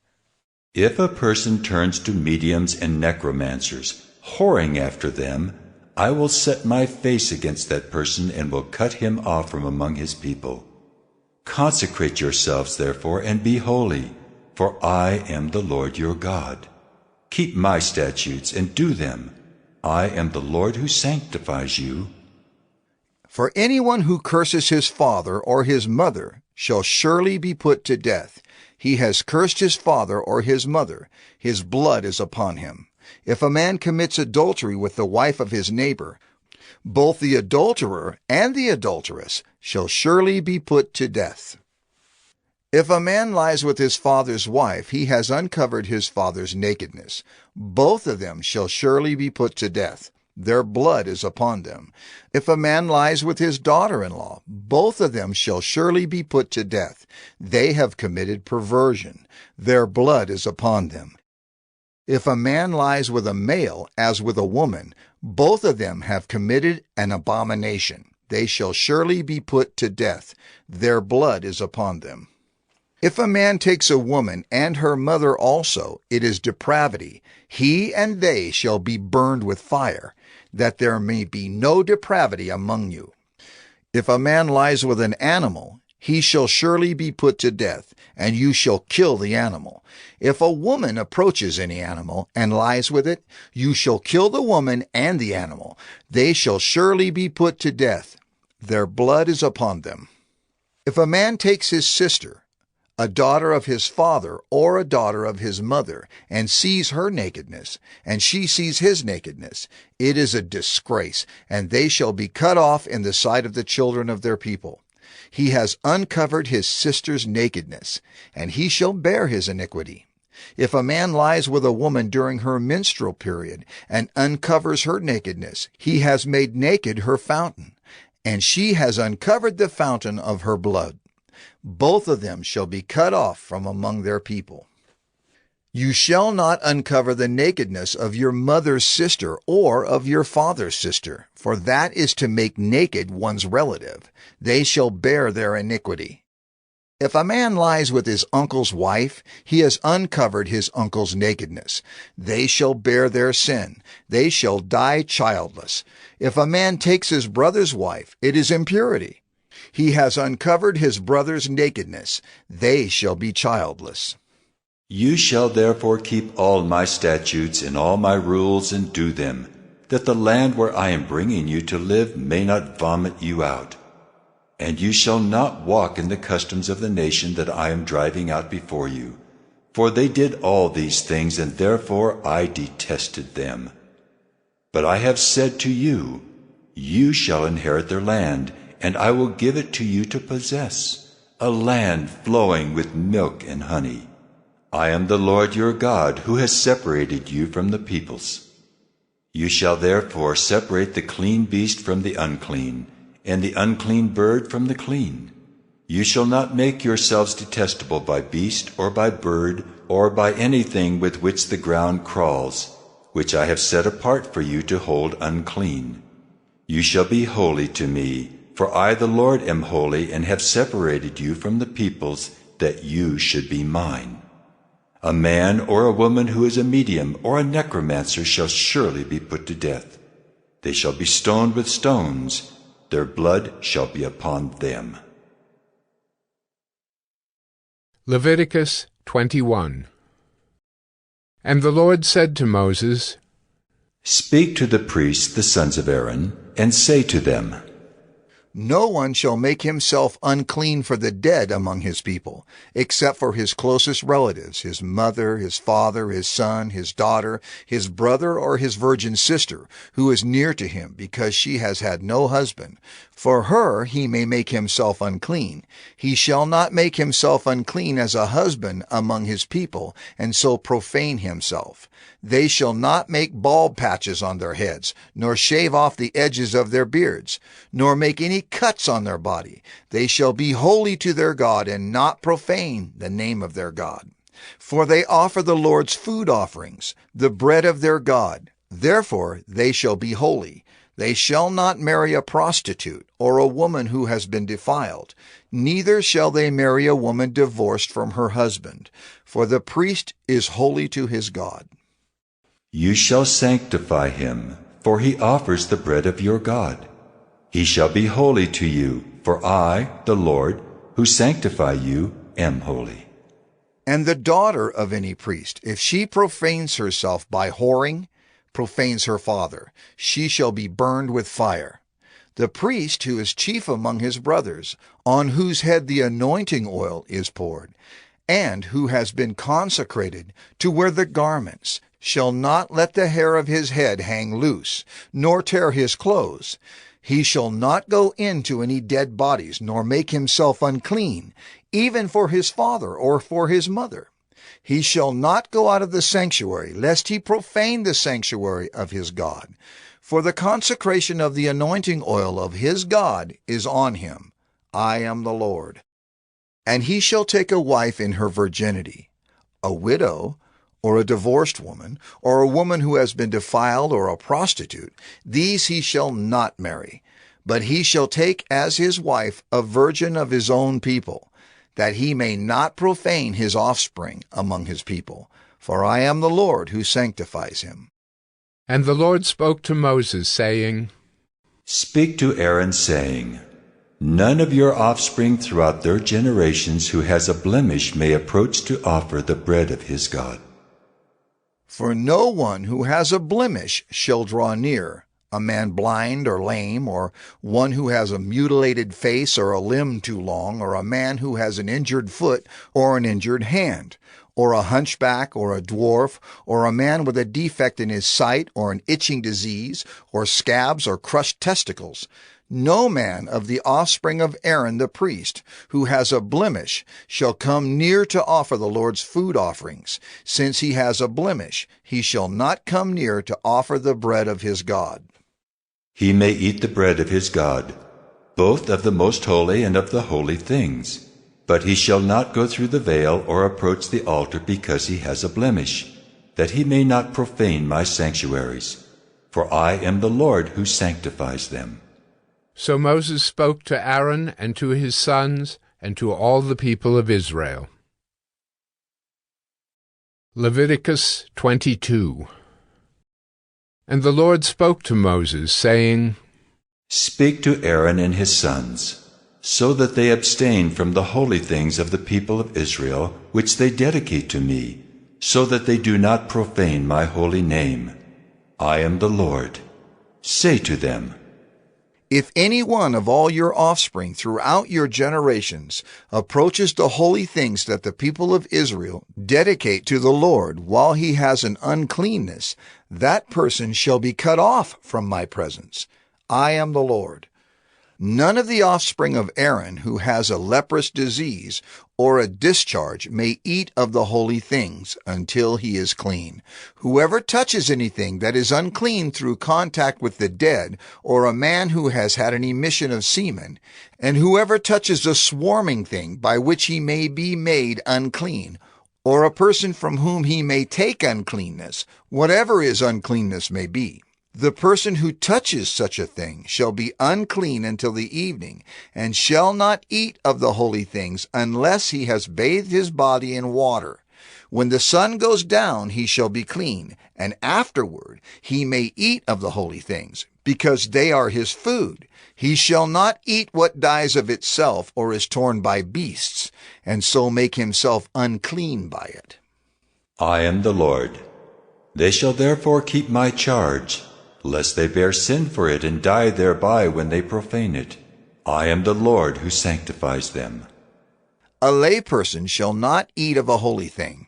No foreign guest of the priest or hired servant shall eat of a holy thing. But if a priest buys a slave as his property for money, the slave may eat of it, and anyone born in his house may eat of his food. If a priest's daughter marries a layman, she shall not eat of the contribution of the holy things. But if a priest's daughter is widowed or divorced and has no child, and returns to her father's house, as in her youth, she may eat of her father's food, yet no layperson shall eat of it. And if anyone eats of a holy thing unintentionally, he shall add the fifth of its value to it, and give the holy thing to the priest. They shall not profane the holy things of the people of Israel, which they contribute to the Lord, and so cause them to bear iniquity and guilt by eating their holy things.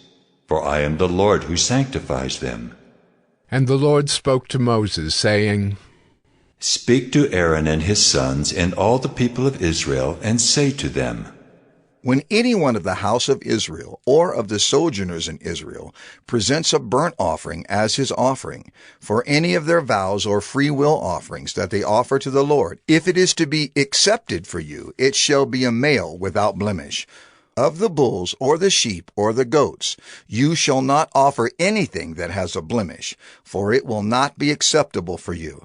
And when anyone offers a sacrifice of peace offerings to the Lord to fulfill a vow, or as a free will offering from the herd or from the flock, to be accepted it must be perfect. There shall be no blemish in it. Animals blind or disabled or mutilated or having a discharge or an itch or scabs you shall not offer to the Lord, or give them to the Lord as a food offering on the altar. You may present a bull or a lamb that has a part too long or too short for a free will offering, but for a vow offering it cannot be accepted. Any animal that has its testicles bruised or crushed or torn or cut, you shall not offer to the Lord. You shall not do it within your land. Neither shall you offer as the bread of your God any such animals gotten from a foreigner, since there is a blemish in them. Because of their mutilation, they will not be accepted for you. And the Lord spoke to Moses, saying, When an ox or sheep or goat is born, it shall remain 7 days with its mother, and from the 8th day on it shall be acceptable as a food offering to the Lord. But you shall not kill an ox or a sheep and her young in 1 day. And when you sacrifice a sacrifice of thanksgiving to the Lord, you shall sacrifice it so that you may be accepted. It shall be eaten on the same day. You shall leave none of it until morning. I am the Lord, so you shall keep my commandments and do them. I am the Lord. And you shall not profane my holy name, that I may be sanctified among the people of Israel. I am the Lord who sanctifies you, who brought you out of the land of Egypt to be your God. I am the Lord. Leviticus 23. The Lord spoke to Moses, saying, Speak to the people of Israel, and say to them, These are the appointed feasts of the Lord that you shall proclaim as holy convocations. They are my appointed feasts. 6 days shall work be done, but on the 7th day is a Sabbath of solemn rest, a holy convocation. You shall do no work. It is a Sabbath to the Lord in all your dwelling places. These are the appointed feasts of the Lord, the holy convocations, which you shall proclaim at the time appointed for them. In the 1st month, on the 14th day of the month at twilight, is the Lord's Passover, and on the 15th day of the same month is the feast of unleavened bread to the Lord. For 7 days you shall eat unleavened bread. On the 1st day you shall have a holy convocation. You shall not do any ordinary work. But you shall present a food offering to the Lord for 7 days. On the 7th day is a holy convocation. You shall not do any ordinary work. And the Lord spoke to Moses, saying, Speak to the people of Israel, and say to them, When you come into the land that I give you and reap its harvest, you shall bring the sheaf of the firstfruits of your harvest to the priest. And he shall wave the sheaf before the Lord, so that you may be accepted. On the day after the Sabbath, the priest shall wave it. And on the day when you wave the sheaf, you shall offer a male lamb 1 year old, without blemish, as a burnt offering to the Lord.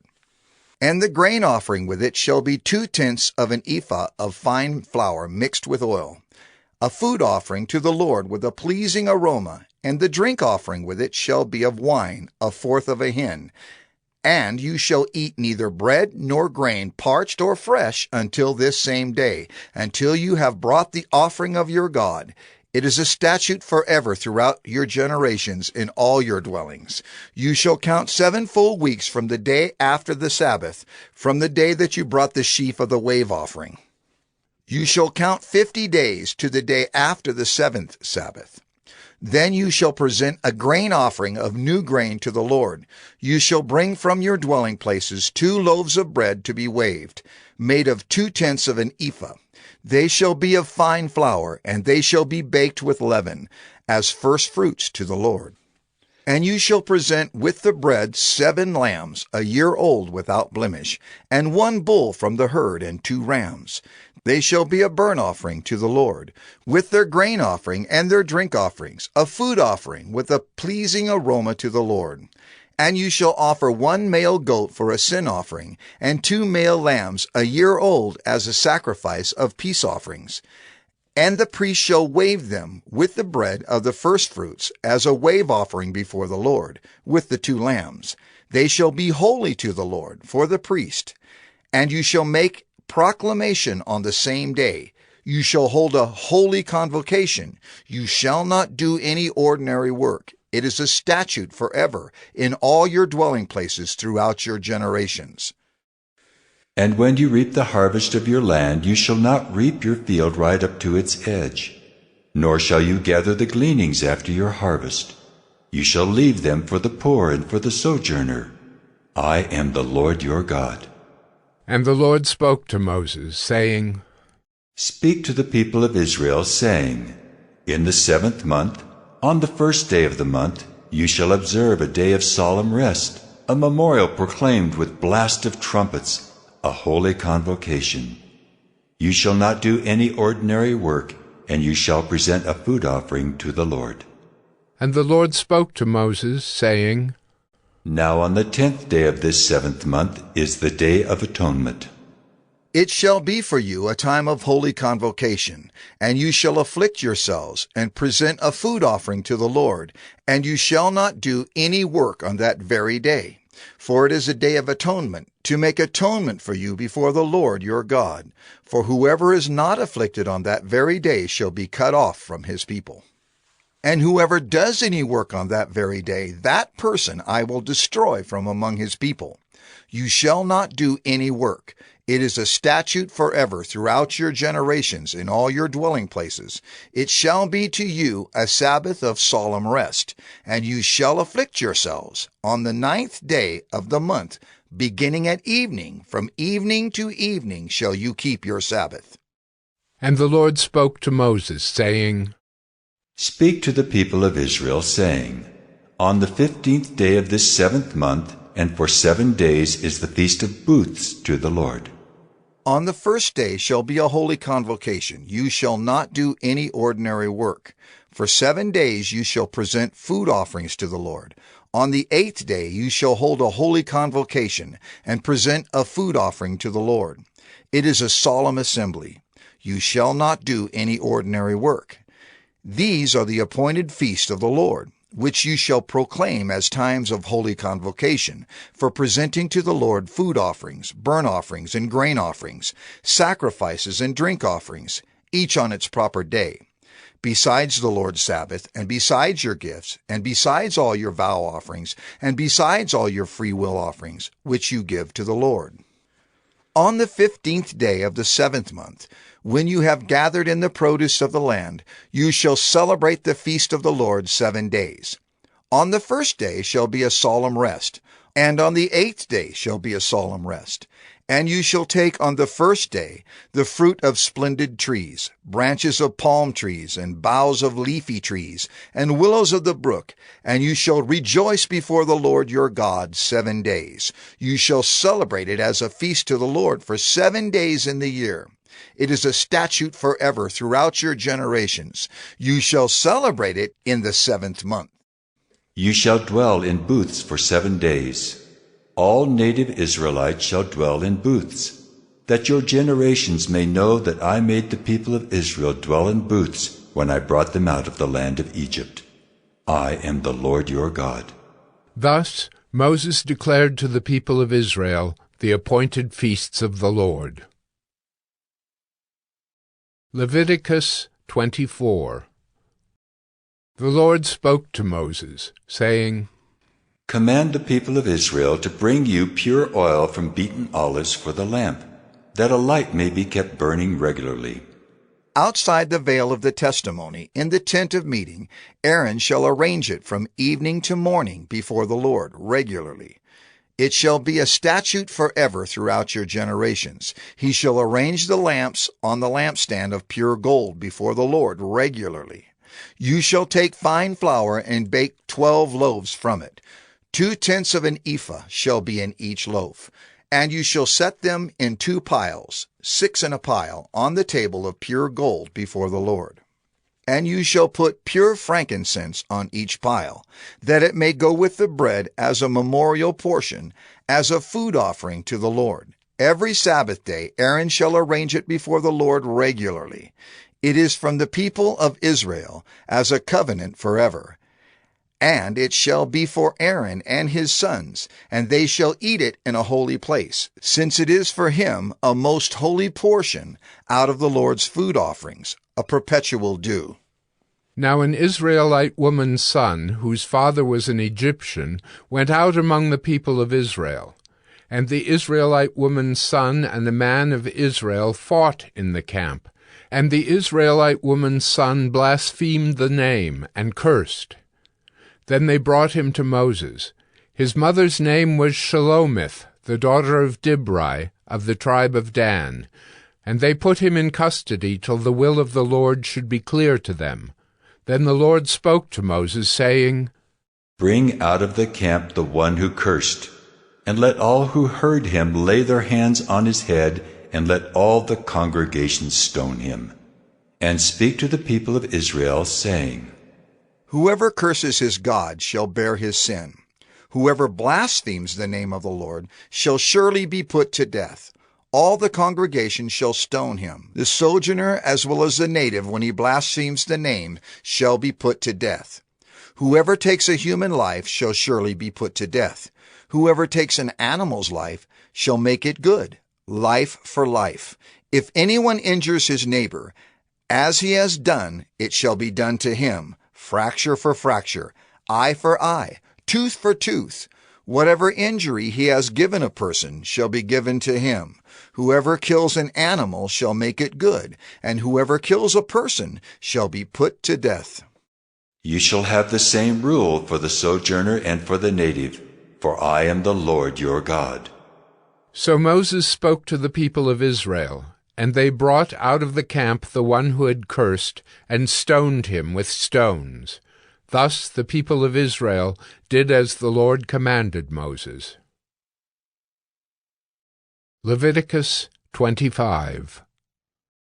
The Lord spoke to Moses on Mount Sinai, saying, "Speak to the people of Israel and say to them, When you come into the land that I give you, the land shall keep a Sabbath to the Lord.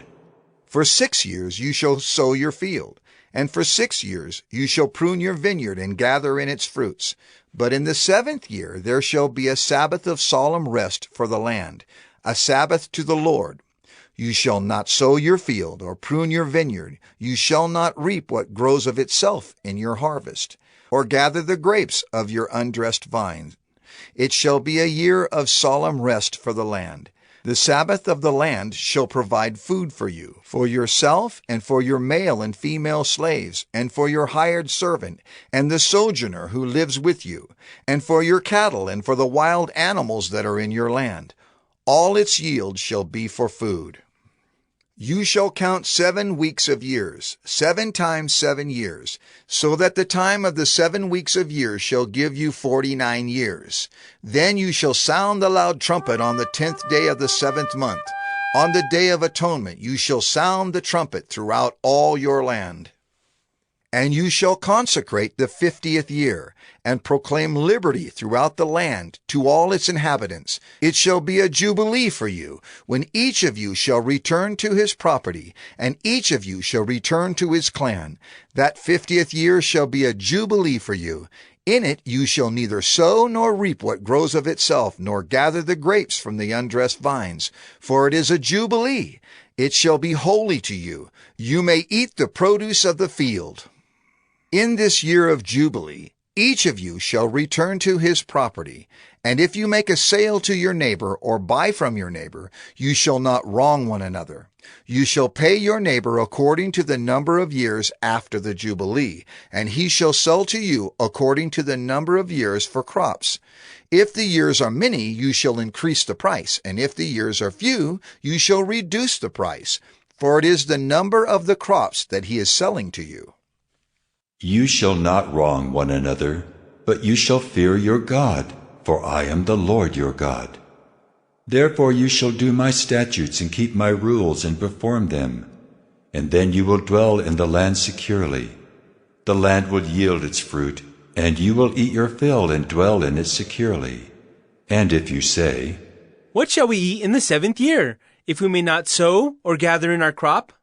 I will command my blessing on you in the 6th year, so that it will produce a crop sufficient for 3 years. When you sow in the 8th year, you will be eating some of the old crop. You shall eat the old until the 9th year, when its crop arrives. The land shall not be sold in perpetuity, for the land is mine. For you are strangers and sojourners with me. And in all the country you possess, you shall allow a redemption of the land. If your brother becomes poor and sells part of his property, then his nearest redeemer shall come and redeem what his brother has sold. If a man has no one to redeem it, and then himself becomes prosperous and finds sufficient means to redeem it, let him calculate the years since he sold it, and pay back the balance to the man to whom he sold it, and then return to his property. But if he has not sufficient means to recover it, then what he sold shall remain in the hand of the buyer until the year of Jubilee. In the Jubilee it shall be released, and he shall return to his property. If a man sells a dwelling house in a walled city, he may redeem it within a year of its sale. For a full year he shall have the right of redemption. If it is not redeemed within a full year, then the house in the walled city shall belong in perpetuity to the buyer throughout his generations. It shall not be released in the Jubilee. But the houses of the villages that have no wall around them shall be classified with the fields of the land. They may be redeemed, and they shall be released in the Jubilee. As for the cities of the Levites may redeem at any time the houses in the cities they possess. And if one of the Levites exercises his right of redemption, then the house that was sold in a city they possess shall be released in the Jubilee. For the houses in the cities of the Levites are their possession among the people of Israel. But the fields of pasture land belonging to their cities may not be sold, for that is their possession forever. If your brother becomes poor and cannot maintain himself with you, you shall support him as though he were a stranger and a sojourner, and he shall live with you. Take no interest from him or profit, but fear your God, that your brother may live beside you. You shall not lend him your money at interest, nor give him your food for profit.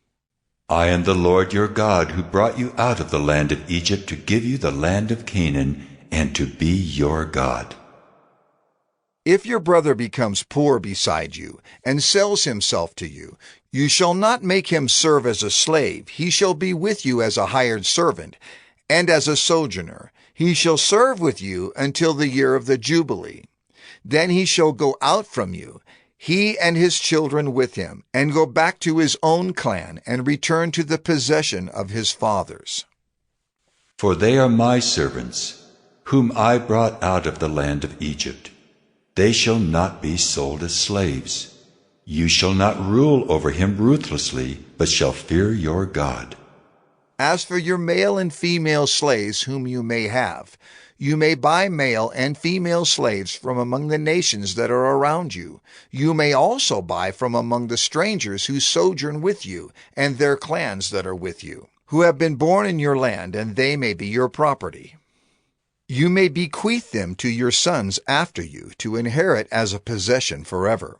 You may make slaves of them, but over your brothers, the people of Israel, you shall not rule, one over another ruthlessly.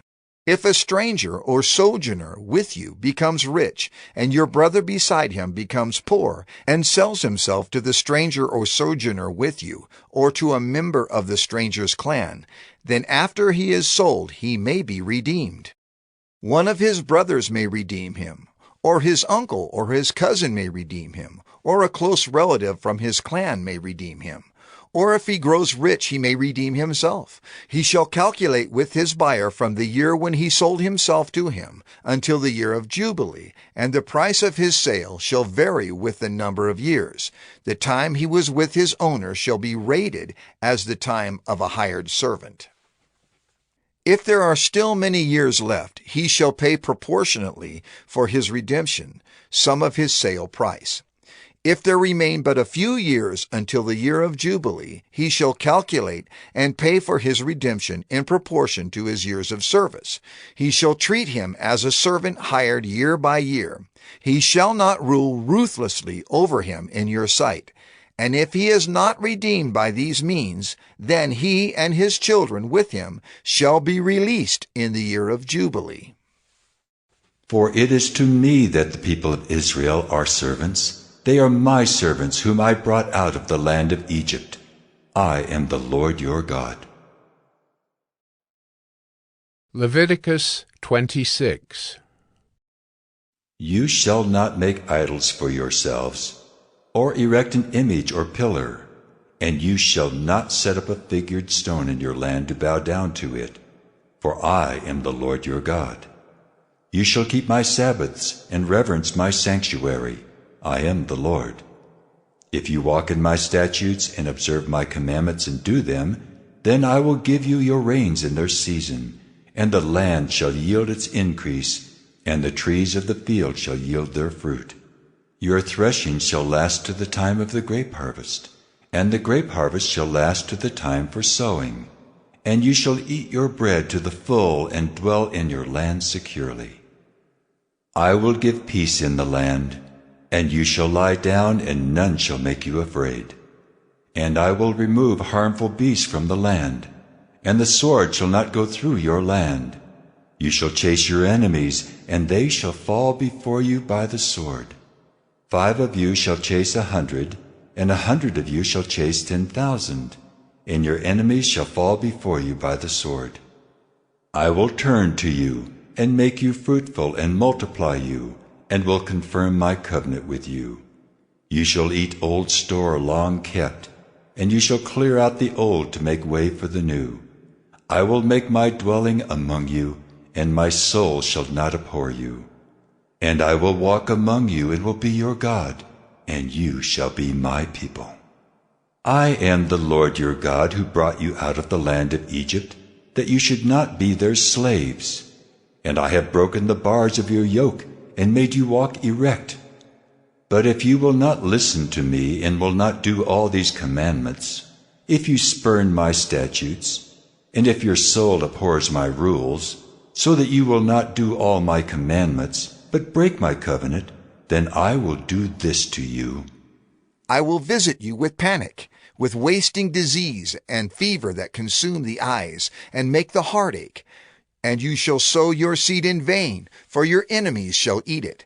I will set my face against you, and you shall be struck down before your enemies. Those who hate you shall rule over you, and you shall flee when none pursues you. And if in spite of this you will not listen to me, then I will discipline you again 7-fold for your sins. And I will break the pride of your power, and I will make your heavens like iron, and your earth like bronze. And your strength shall be spent in vain, for your land shall not yield its increase, and the trees of the land shall not yield their fruit. Then if you walk contrary to me, and will not listen to me, I will continue striking you sevenfold for your sins, and I will let loose the wild beasts against you, which shall bereave you of your children, and destroy your livestock, and make you few in number, so that your roads shall be deserted. And if by this discipline you are not turned to me, but walk contrary to me, then I also will walk contrary to you, and I myself will strike you sevenfold for your sins. And I will bring a sword upon you, that shall execute vengeance for the covenant. And if you gather within your cities, I will send pestilence among you, and you shall be delivered into the hand of the enemy. When I break your supply of bread, 10 women shall bake your bread in a single oven, and shall dole out your bread again by weight, and you shall eat and not be satisfied. But if in spite of this you will not listen to me, but walk contrary to me, then I will walk contrary to you in fury, and I myself will discipline you sevenfold for your sins. You shall eat the flesh of your sons, and you shall eat the flesh of your daughters, and I will destroy your high places, and cut down your incense altars, and cast your dead bodies upon the dead bodies of your idols. And my soul will abhor you, and I will lay your cities waste, and will make your sanctuaries desolate, and I will not smell your pleasing aromas. And I myself will devastate the land, so that your enemies who settle in it shall be appalled at it. And I will scatter you among the nations, and I will unsheath the sword after you. And your land shall be a desolation, and your cities shall be a waste. Then the land shall enjoy its Sabbaths, as long as it lies desolate, while you are in your enemy's land. Then the land shall rest and enjoy its Sabbaths. As long as it lies desolate, it shall have rest, the rest that it did not have on your Sabbaths when you were dwelling in it. And as for those of you who are left, I will send faintness into their hearts in the lands of their enemies. The sound of a driven leaf shall put them to flight, and they shall flee as one flees from the sword, and they shall fall when none pursues. They shall stumble over one another, as if to escape a sword, though none pursues. And you shall have no power to stand before your enemies, and you shall perish among the nations, and the land of your enemies shall eat you up, and those of you who are left shall rot away in your enemies' lands, because of their iniquity, and also because of the iniquities of their fathers. They shall rot away like them. But if they confess their iniquity, and the iniquity of their fathers in their treachery that they committed against me, and also in walking contrary to me, so that I walked contrary to them, and brought them into the land of their enemies, if then their uncircumcised heart is humbled, and they make amends for their iniquity, then I will remember my covenant with Jacob, and I will remember my covenant with Isaac, and my covenant with Abraham, and I will remember the land. But the land shall be abandoned by them, and enjoy its Sabbaths, while it lies desolate without them. And they shall make amends for their iniquity, because they spurned my rules, and their soul abhorred my statutes. Yet for all that, when they are in the land of their enemies, I will not spurn them, neither will I abhor them so as to destroy them utterly, and break my covenant with them, for I am the Lord their God. But I will for their sake remember the covenant with their forefathers, whom I brought out of the land of Egypt in the sight of the nations, that I might be their God. I am the Lord. These are the statutes and rules and laws that the Lord made between himself and the people of Israel through Moses on Mount Sinai. Leviticus 27. The Lord spoke to Moses, saying, Speak to the people of Israel, and say to them, If anyone makes a special vow to the Lord involving the valuation of persons, then the valuation of a male from 20 years old up to 60 years old shall be 50 shekels of silver, according to the shekel of the sanctuary. If the person is a female, the valuation shall be 30 shekels. If the person is from 5 years old up to 20 years old, the valuation shall be for a male 20 shekels, and for a female 10 shekels. If the person is from a month old up to 5 years old, the valuation shall be for a male 5 shekels of silver, and for a female the valuation shall be 3 shekels of silver. And if the person is 60 years old or over, then the valuation for a male shall be 15 shekels, and for a female 10 shekels. And if someone is too poor to pay the valuation, then he shall be made to stand before the priest, and the priest shall value him. The priest shall value him according to what the vower can afford. If the vow is an animal that may be offered as an offering to the Lord, all of it that he gives to the Lord is holy. He shall not exchange it or make a substitute for it, good for bad or bad for good. And if he does in fact substitute one animal for another, then both it and the substitute shall be holy. And if it is any unclean animal that may not be offered as an offering to the Lord, then he shall stand the animal before the priest, and the priest shall value it as either good or bad. As the priest values it, so it shall be. But if he wishes to redeem it, he shall add a fifth to the valuation. When a man dedicates his house as a holy gift to the Lord, the priest shall value it as either good or bad. As the priest values it, so it shall stand. And if the donor wishes to redeem his house, he shall add a fifth to the valuation price, and it shall be his. If a man dedicates to the Lord part of the land that is his possession, then the valuation shall be in proportion to its seed. A homer of barley seed shall be valued at 50 shekels of silver. If he dedicates his field from the year of Jubilee, the valuation shall stand. But if he dedicates his field after the Jubilee, then the priest shall calculate the price according to the years that remain until the year of Jubilee, and a deduction shall be made from the valuation. And if he who dedicates the field wishes to redeem it, then he shall add a fifth to its valuation price, and it shall remain his. But if he does not wish to redeem the field, or if he has sold the field to another man, it shall not be redeemed any more. But the field, when it is released in the Jubilee, shall be a holy gift to the Lord, like a field that has been devoted. The priest shall be in possession of it. If he dedicates to the Lord a field that he has bought which is not a part of his possession, then the priest shall calculate the amount of the valuation for it up to the year of Jubilee, and the man shall give the valuation on that day as a holy gift to the Lord. In the year of Jubilee the field shall return to him from whom it was bought, to whom the land belongs as a possession. Every valuation shall be according to the shekel of the sanctuary. 20 gerahs shall make a shekel. But a firstborn of animals, which as a firstborn belongs to the Lord, no man may dedicate, whether ox or sheep. It is the Lord's.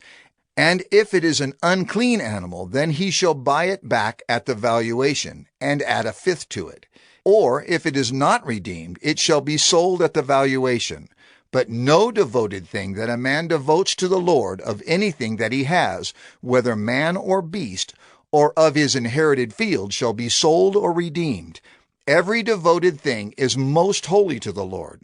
No one devoted who is to be devoted for destruction from mankind shall be ransomed. He shall surely be put to death. Every tithe of the land, whether of the seed of the land or of the fruit of the trees, is the Lord's.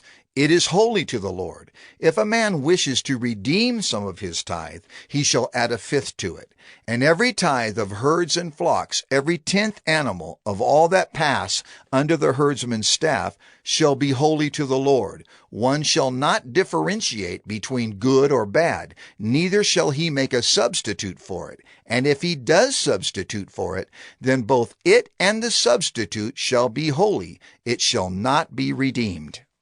These are the commandments that the Lord commanded Moses for the people of Israel on Mount Sinai.